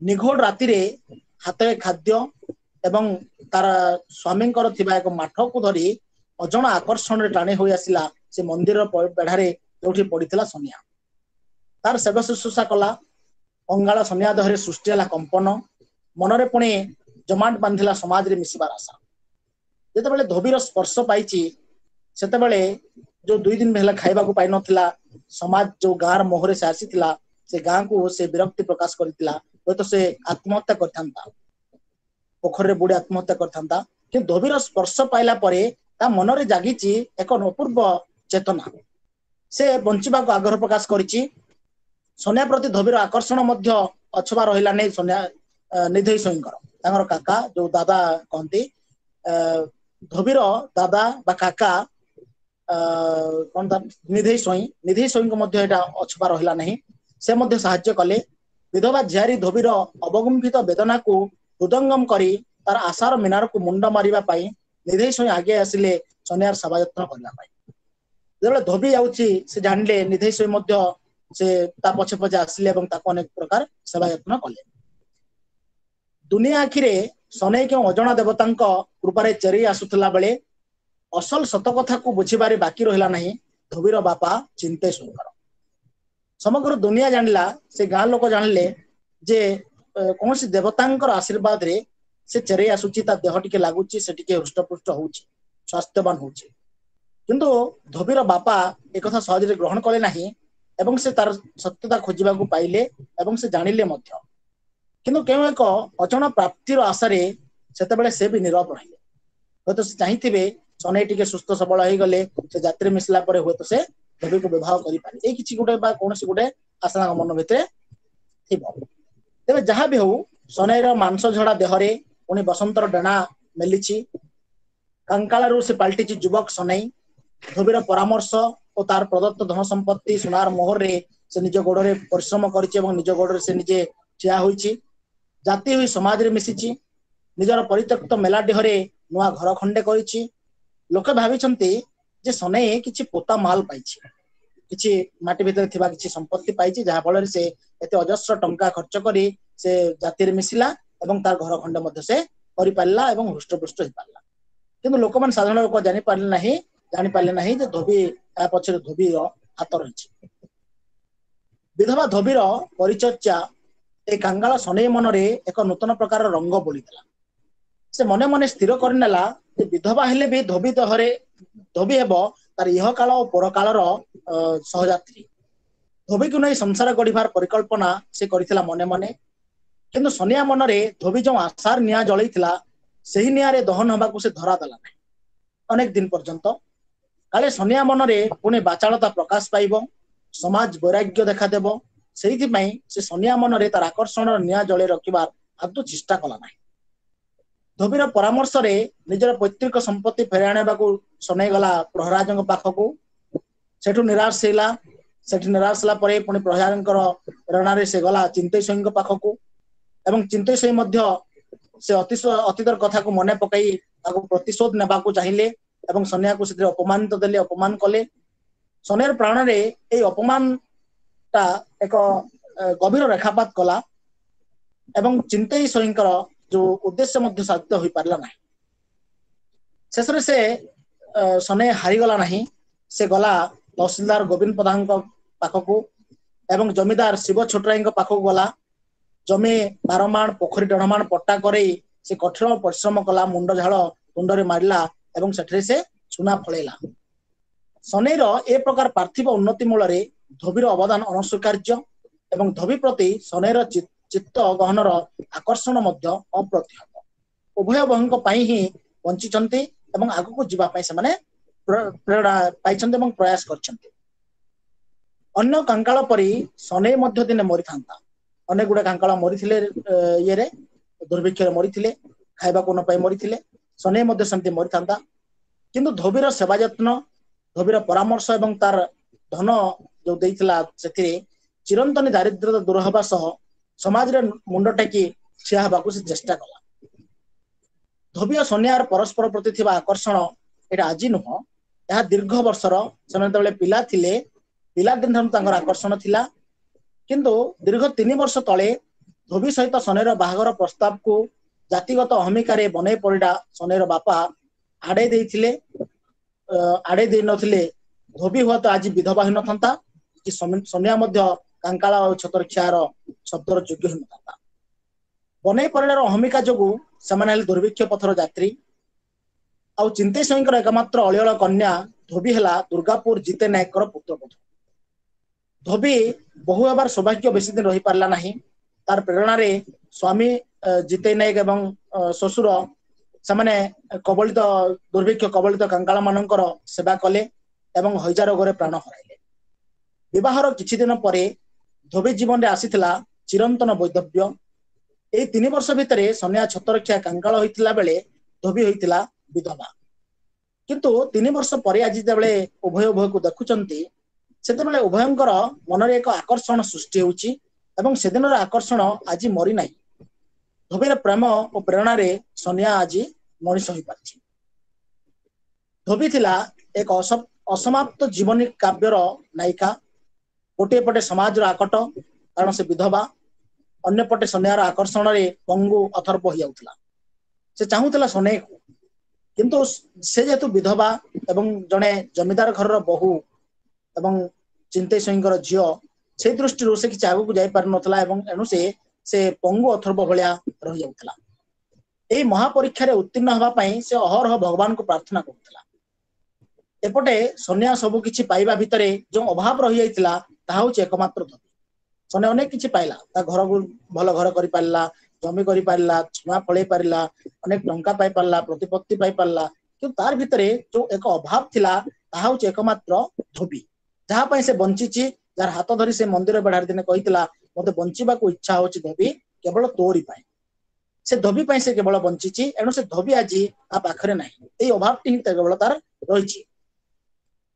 ताको ही पाइबा पई तार ए नूतन कल्पना मनुष्य भाबरे बंची रहबार अपूर्व वासना सेहिथि पई ता भौणी निकटस्थ पुनी ता भौणी पुनी एवं पुनी दुटे भौणी पुनी निकटस्थ गां दुर्गापुर रे मधु बाहुरी घरे थिबार खबर पाई सुद्धा से ताकू देखा करने ता पाखକୁ जाई पार नाही कारण से मधु घर को यदि जीव पुणी थे जाति होगा पड़ो और आउ थे जाति मिसवा पड़ो बा से अजाति हो दृष्टि से ता भौणी पाखକୁ से जाई पार नाही केवल धोबीर आकर्षण रे समाज नाली आखि सहित धोबीर आकर्षण तार प्रतिरोध करिछि दुर्भिक्ष बाहुड़ा छतरखिया कांकाल रहीम को पाखरे रखिथिले मध्य जातीय भाव को से न माने निजे रोषई करिछि एवं ताकू खाइबा करिछि कारण तार आउ थरे डर थिला जे से हुए आउ थरे अजाति हे गले से धोबी को पाई परिबो नाही बा पुणी थरे जाति हेबा पड़िबो धोबी को पाइबा पई सने मनरे आशार आलोक जते तेजी उठिछि धीरे धीरे सनेर जीवन ठारू धोबी दूर को चलीबा परी तार अनुभव मध्य से करिछि धोबी निज स्वामी और ससुरंग श्राद्ध घर को जाई से दुर्गापुर रही जाइछि और बहुत दिन पर्यंत आ गाँ को केबे आसनाई विष्णुपुर को एही समय विष्णुपुर रे गाँ लोक माने बाहरी रामनवमी यात्रा आरंभ करने चेष्टा करछन्ति एजाबत धोबी आसुथिबार एठाकू धोबी आसुथिबार खबर पाई अराजी होउथबा प्रथमे अराजी होउथबा सने हनुमान रोल पाई राजी होइछि एवं जंताल जो भोजी गाँ भोजी हुए से भोजी पाई मध्य से खर्च समस्त प्रकार खर्च बहन करिछि केवल धोबी आसिछि एवं ता हनुमान रे मुखा पिंधि मध्य से हनुमान भूमिका रे नाचिछि धोबी रामनवमी दिन आसिछि पुणी से दिन राति रही परदिन सकाळे से पुणी दुर्गापुर फेरी जाइछि धोबी को न पाइबार आशंका और दुराशारे सन्यार मन भांगी पड़िछि जो धोबी पाई से हनुमान होई मुखा पिंधि से नाचिछि जो धोबी पाई से जनताल पाई समस्त खर्च बहन करिछि जे धोबी पाई से सब किछि करिया पाई प्रस्तुत अछि से धोबी को ना पाई ता मन सनेर मन भांगी पड़िछि धोबी बहुर अनुरोध सत्वे धोबी को पुनर्विवाह देवाक चिंतई सोई राजी नहंती पुंजीवादर जल्लाद चिंतई सोई पक्षरे झीर अश्रु बड़ नुहे दुख बड़ नुहे बड़ हूँ धोबीर वैदव्य अंतराल रे गच्छित थिबा स्वामी और ससुरंकर धन जमीबाड़ी संपत्ति से झील निज झीर कथा को से देखि पार नाही झीर दुख को से बुझी पार नाही से केवल गोटे लक्ष्य रही से धनर जल्लाद से गोटे जिनस ता मन रही ससुर घर धन संपत्ति जमीबाड़ी अमाप जमीबाड़ी ताकू से किपरि निजर करायत्त कर पारिबो किंतु धोबी कहीं ता आखिर लोह बाहरुची धोबी केबे सुख रहइबो से कथा से केबे चिंता करि पारि नाही धोबीर बहु किंतु ठीक बुझी पारिथिला ए धोबीर मन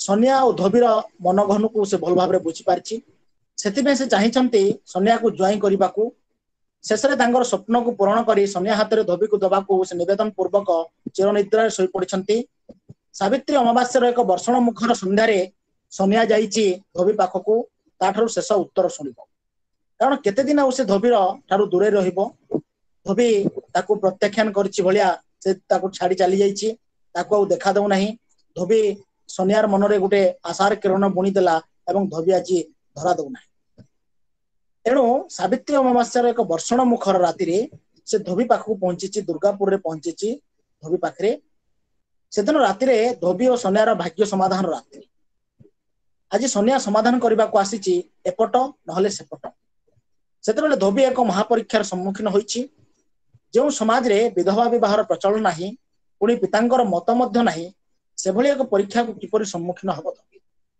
सनियार जितखोर प्रश्नर उत्तर से सीधा सड़क भाव में दे नथिले मध्य से धोबीर मनोभाव रु नाहीर उत्तर खोजी पाइछि से जानि पारिछि कारण ता मन भितर मध्य अनेक भय रही कारण बापा चाहू नांती एवं विधवा विवाह प्रथा से समाज रे मध्य नथिला से जदि अल्प दिन भितर विधवा होइछि एई जो समाज रे भय रे से सीधा सड़क मना न कले मध्य सनाई को से तार मनर भाव से बुझी पारिछि नाहीर उत्तर से पाइ जाइछि एवं सनिया सेठार नैराश्य हृदय रे फेरिछि फेरला बेले से बाटरे जाइछि तार भौणी पुनी पाखकू से पुनी पाखकू जाउ नथिला कारण से धोबी को बाहा हबो बोली धोबी को निजर सहधर्मी करिबो बोली किंतु जेते बेले धोबी आज मना कर देछि से काहे कि जाति धर्म वर्ण को मानिबो काहे कि ता भौणी को भेटिबा को जीव नाही एणु से स्थिर करिछि बाटरे फिरला बेले से जाइछि तार भौणी पाखकू पुनी पाखकू जाइछि जो धोबी को बाहा हबो बोली जातियाण भेद को से डरुथला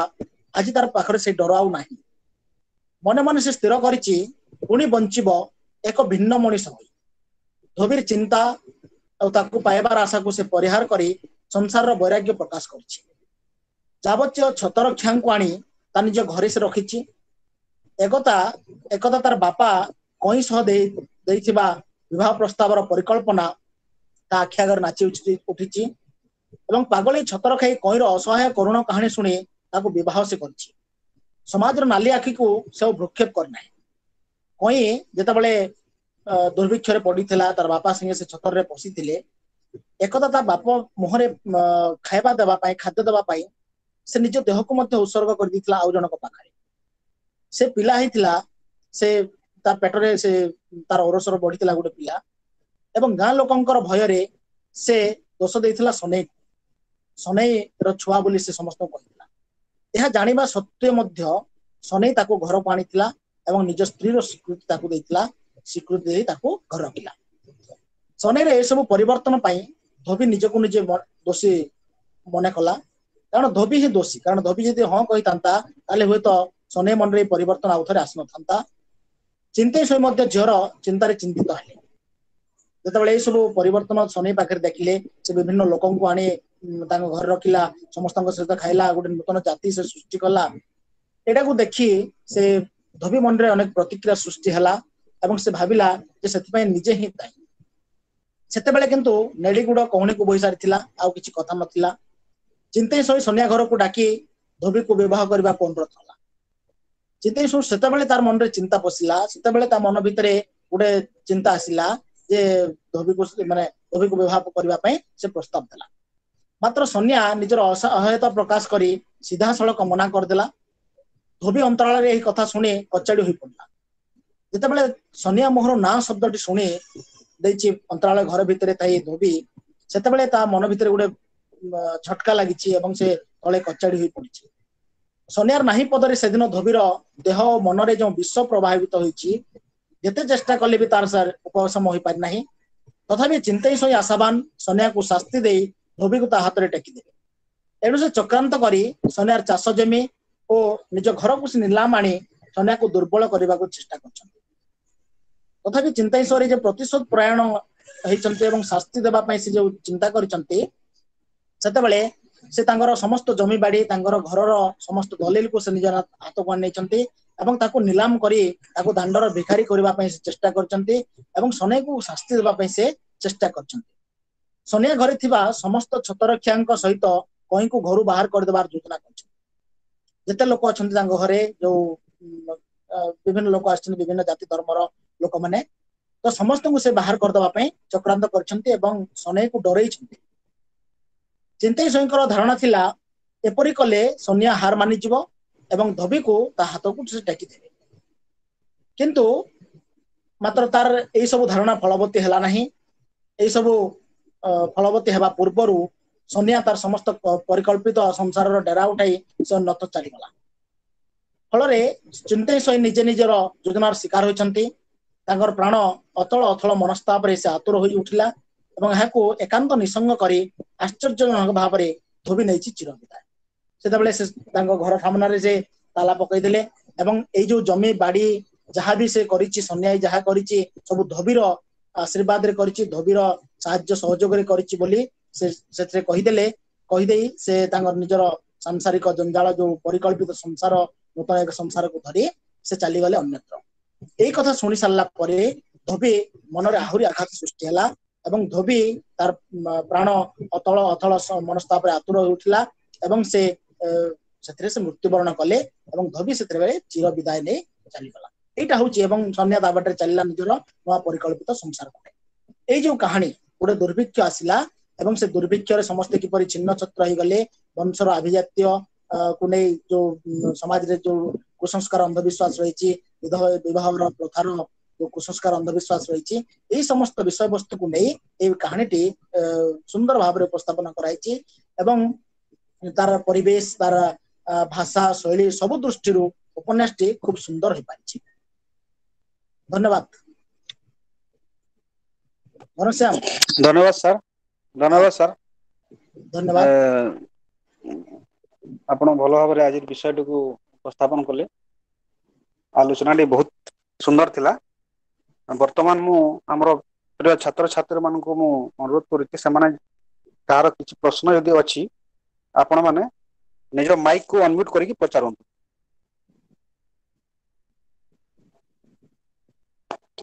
ଗୋଟେ ପ୍ରଶ୍ନଟେ ଆସିଛି ତ ହଁ ଜଣେ ପଚାରୁଛନ୍ତି ଯେ ସାର୍ କାହ୍ନୁଚରଣ ମହାନ୍ତି ଓ ଗୋପୀନାଥ ମହାନ୍ତି ସମ୍ପର୍କରେ କଣ ହେବେ ଭାଇ ସମ୍ପର୍କରେ କଣ ହେବେ? ସେ ଭାଇ ହେବେ, ତାଙ୍କର ଅନୁଜ କାହ୍ନୁଚରଣ ମହାନ୍ତିଙ୍କର ଅନୁଜ ହଉଛନ୍ତି ଗୋପୀନାଥ ମହାନ୍ତି, ତାଙ୍କର ନିଜର ସାନ ଭାଇ, ଯେ କି ସୋନପୁରରେ ଜନ୍ମଗ୍ରହଣ କରିଥିଲେ। କାହ୍ନୁଚରଣ ମହାନ୍ତିଙ୍କର ବାପା ସୋନପୁରର ରାଜା ବୀରମିତ୍ର ସିଂହ ଦେଓଙ୍କର ଏକ ରାଜ କର୍ମଚାରୀ ଭାବରେ କାର୍ଯ୍ୟ କରୁଥିଲେ। ସୁବର୍ଣ୍ଣପୁରରେ ସେମାନେ ରହୁଥିଲେ ଏବଂ ସେଇଠି ହିଁ କାହ୍ନୁଚରଣ ମହାନ୍ତିଙ୍କର ଜନ୍ମ ହେଇଛି, ଗୋପୀନାଥ ମହାନ୍ତିଙ୍କର ସେଇଠି ଜନ୍ମ ହେଇଛି। ତାଙ୍କର ସାନ ଭାଇ ହଉଛନ୍ତି ଗୋପୀନାଥ ମହାନ୍ତି। ଧନ୍ୟବାଦ ଧନ୍ୟବାଦ। ଆଉ ଯଦି କାହାର କିଛି ପ୍ରଶ୍ନ ଅଛି ଆପଣ ମାନେ ପଚାରି ପାରିବେ, ମାଇକ୍ କୁ ଅନମ୍ୟୁଟ କରନ୍ତୁ ଏବଂ ସିଧାସଳଖ ଭାବେ ପଚାରନ୍ତୁ।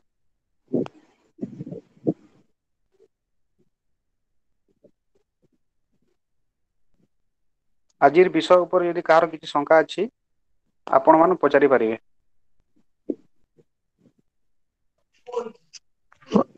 ସାର୍ ନମସ୍କାର। ନମସ୍କାର।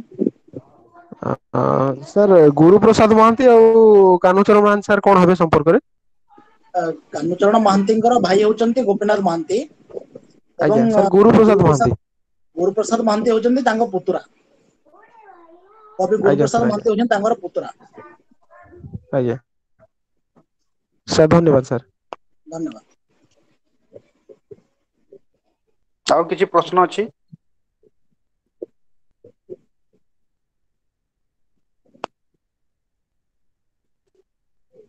କୁସୁମ ପାଣ୍ଡ୍ୟା ଆପଣଙ୍କର କିଛି ପ୍ରଶ୍ନ ଅଛି? କିଷାନ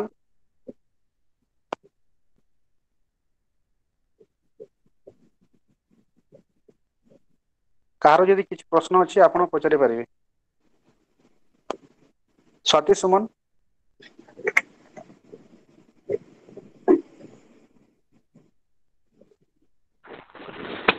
ସାର୍ ନମସ୍କାର। ନମସ୍କାର। ସାର୍ ମୋର ଛୋଟ ପ୍ରଶ୍ନଟିଏ ଅଛି।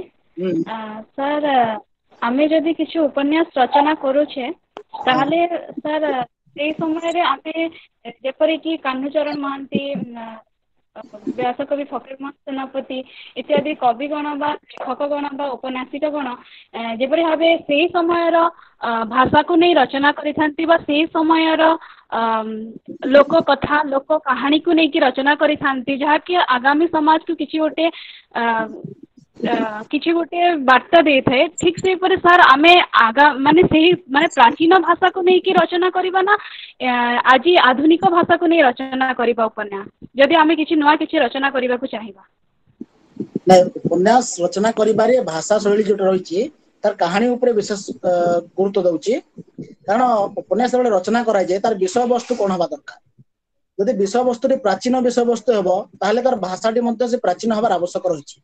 ଯେମିତି ଗୋଟେ ଉଦାହରଣ ମୁଁ ଦେଇପାରେ ଯେ ଆଦିମ ବିଚାର ଯୋଉ ଚଳଚ୍ଚିତ୍ର ହେଇଥିଲା, ଏବେ ଦେଖିଥିବେ ପିଲାମାନେ ସମସ୍ତେ ବି, ଆଦିମ ବିଚାର ହେଲା କି ଶଳା ବୁଢା ଇତ୍ୟାଦି ଫିଲ୍ମ ହେଲା, ସେଟା 100-200 ବର୍ଷ ତଳର ମାନେ କାହାଣୀକୁ ନେଇ କରାହେଇଥିଲା। ତେଣୁ ସେଇ ଚଳଚ୍ଚିତ୍ର ମାନଙ୍କରେ ସେ ଭାଷାର ପ୍ରୟୋଗ କରାହେଇଥିଲା ଯେ ସେ 100-200 ବର୍ଷ ତଳେ କେମିତି ଭାଷା ଲୋକ କରୁଥିଲେ, ତାର ଚାଲିଚଳନ କେମିତି ଥିଲା। ଏମିତି ବିଭିନ୍ନ ପ୍ରକାର ଉପନ୍ୟାସ ରହିଛି, ସାମାଜିକ ଉପନ୍ୟାସ, ରାଜନୈତିକ ଉପନ୍ୟାସ, ଐତିହାସିକ ଉପନ୍ୟାସ। ଯଦି ଆମେ ଇତିହାସର କଥାବସ୍ତୁକୁ ନେଇ ଆମେ ଉପନ୍ୟାସ ରଚନା କରିବା ତାହେଲେ ଐତିହାସିକ କଥାବସ୍ତୁ ହବ ଏବଂ ତାର ଦେଶ କାଳ ପାତ୍ର ସେ ଅନୁସାରେ ହବ। କାରଣ ଐତିହାସିକ କଥାବସ୍ତୁ ଆମେ ବର୍ଣ୍ଣନା କରିଲା ବେଳେ କେବେ ବସ ର ବର୍ଣ୍ଣନା ଥିବ, ବ୍ରିଜ ର ବର୍ଣ୍ଣନା ଥିବ, ଟ୍ରେନ ର ବର୍ଣ୍ଣନା ଥିବ।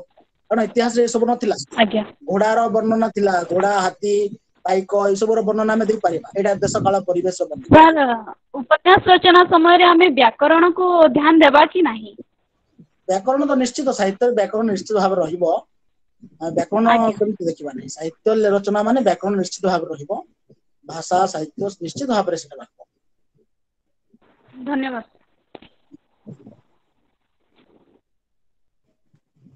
ଆଉ ଯଦି କାହାର କିଛି ପ୍ରଶ୍ନ ଅଛି? ଆମ ଗହଣରେ ଅଛନ୍ତି ଡକ୍ଟର ଜ୍ୟୋତ୍ସ୍ନା ଦାସ, ବରିଷ୍ଠ ଶିକ୍ଷକ ପରାମର୍ଶଦାତା। ମ୍ୟାଡମକୁ ମୁଁ ଅନୁରୋଧ କରୁଛି ସେ ଆଜିର ବିଷୟ ଉପରେ କିଛି କହିବେ। Doctor Jyotsna Das madam.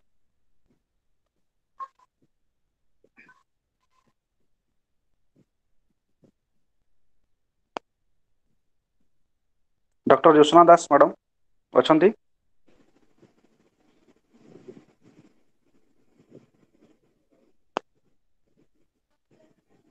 Doctor Sunita madam. धन्यवाद सर।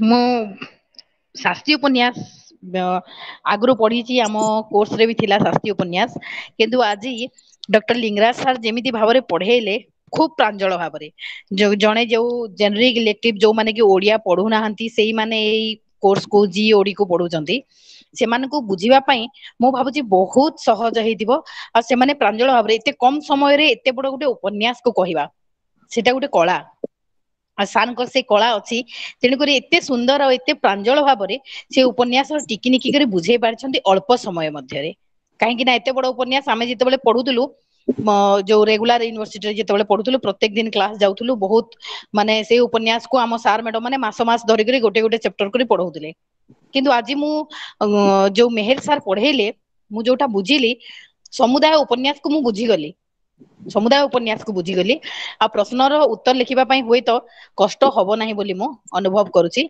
आ हमर जो एसएलएमटी मु विद्यार्थी माने कहि रखिबा को चाहूची जे जो एसएलएमटी आपण माने पाइछंती जीओडी रो ए जो शास्त्रीय उपन्यास ऊपरे सेटा सार निजे लिखि जंती डॉक्टर मेहर निजे लिखिचंती एई एसएलएमटी को, तेणु करी आपण मानकू तांकू ही आमे एई क्लास करिवा पई डाकिलु जे आपण लिखिचंती आपण ही पिला मानकू बहुत सुंदर भाव रे बुझाई परिबे आ जो उद्देश्य रखी आमे सार को डाकिथिलु से उद्देश्य हमर सफल हेची। सार बहुत बढ़िया भाव रे याकू बुझाइचंती सेति पई सार को बहुत बहुत धन्यवाद। धन्यवाद सुनीति। धन्यवाद मैडम, आपन को भी बहुत बहुत धन्यवाद। डॉक्टर ज्योत्सना दास मैडम अच्छी निश्चित डॉक्टर ज्योत्सना दास मैडम मैडम को अनुरोध करिछि। हां मैडम आमे सुनि पारु मैडम आपण को। हां ठीक अछि। ए मु सारंकर पद्मवळी उपन्यास टू शास्त्रीय उपन्यास पर्यंत सब सुनिली। शैक्षिक शैली रे सार सुंदर भाव रे पिला को बुझेइछंती। से चैप्टर टी सार लिखिछंती बोली मु जानि नथिली आउ एवं बहुत सुविधा हो पिला माननक पई जो जो मार्ग रे सार पढेइछंती तार विभिन्न दिग विभिन्न उपन्यास विभिन्न औपन्यासिक कानुचरण को जीवन ठाରୁ आरंभ करी कानुचरण को जीवन चर्यार शैली ठाରୁ आरंभ करी उपन्यास भीतर तथ्य आउ तत्व विषय वस्तु उपस्थापना ये सुंदर भाव रे बुझेइछंती। सेति सार को मु अशेष अशेष धन्यवाद जनाऊची एवं आगामी आउ अन्य समय मध्य सार पढ़ेबे मु तांकर पढ़ा सुनिबार सुजोग पाइबी। तेणु मो तरफ आउ सार जेहेतु मोट बयस सान मोर अनेक अनेक शुभेच्छा लिंगराज सार को घनश्याम को सुनीत की आमर टेक्निशियन देवाशीष अनंत अमित समस्त को शुभेच्छा एवं सार जो पाठ पढ़ार शैली बेस सुंदर एवं पिला माने समस्त बुझी पारथे पिला माने को मध्य मोर अशेष अशेष शुभेच्छा एवं निजको मु जहा मु समुदाय सारंकर डिटेल मु समुदाय ये सुनिछि मु जानि नथिली सार सेठी लिखिथिले एवं सार एमती पिलांग पे आहुरी आहुरी अनेक अनेक लिखंतु एवं समस्तंग पे लिखंतु। सार को मोर आगामी भविष्य में मते शुभेच्छा आ बहुत बहुत धन्यवाद जनाऊछि समस्त को धन्यवाद जणाई रहउछि। धन्यवाद मैडम। धन्यवाद मैडम। निश्चित भाव में आज क्लास टी भल थिला।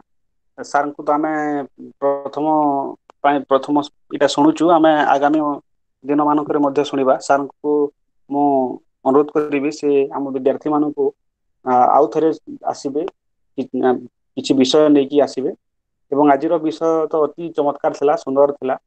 सार ओडिया उपन्यास साहित्यर आरंभ रु सांप्रतिक पर्यंत प्रत्येक दिग को से आलोचना कले एवं खास करी जो विषय थिला शास्त्रीय उपन्यास टी को से पुंखानुपुंख भाव में आलोचना करछंती। सार को मु एही अवसर रे कृतज्ञता देवी धन्यवाद देवी। सार हमको आसिकी तांकर बहुमूल्य समय देकरी आछंती सुनी कहबा को आउ सार को अशेष अशेष धन्यवाद एवं आम सांगरे थिले हमर शिक्षक परामर्शदाता डॉक्टर ज्योत्सना मैडम को मध्य धन्यवाद देवी डॉक्टर सुनीति मैडम को मध्य धन्यवाद देवी एवं हमर जो टेक्निकल वैश्विक सहायता प्रदान करछंती देवाशीष बाबू एवं आनंद सार को मध्य अशेष अशेष धन्यवाद देवी हमर एवं ଶେଷରେ ଆମର ଯୋଉ ପ୍ରିୟ ଛାତ୍ରଛାତ୍ରୀ ମାନେ ଅଛନ୍ତି ତାଙ୍କୁ ମଧ୍ୟ ଅଶେଷ ଅଶେଷ ଧନ୍ୟବାଦ ଦେବି ଏବଂ ଆଜିର ପାଠ୍ୟକ୍ରମକୁ ଏଇଠି ବିରାମ କରିବା।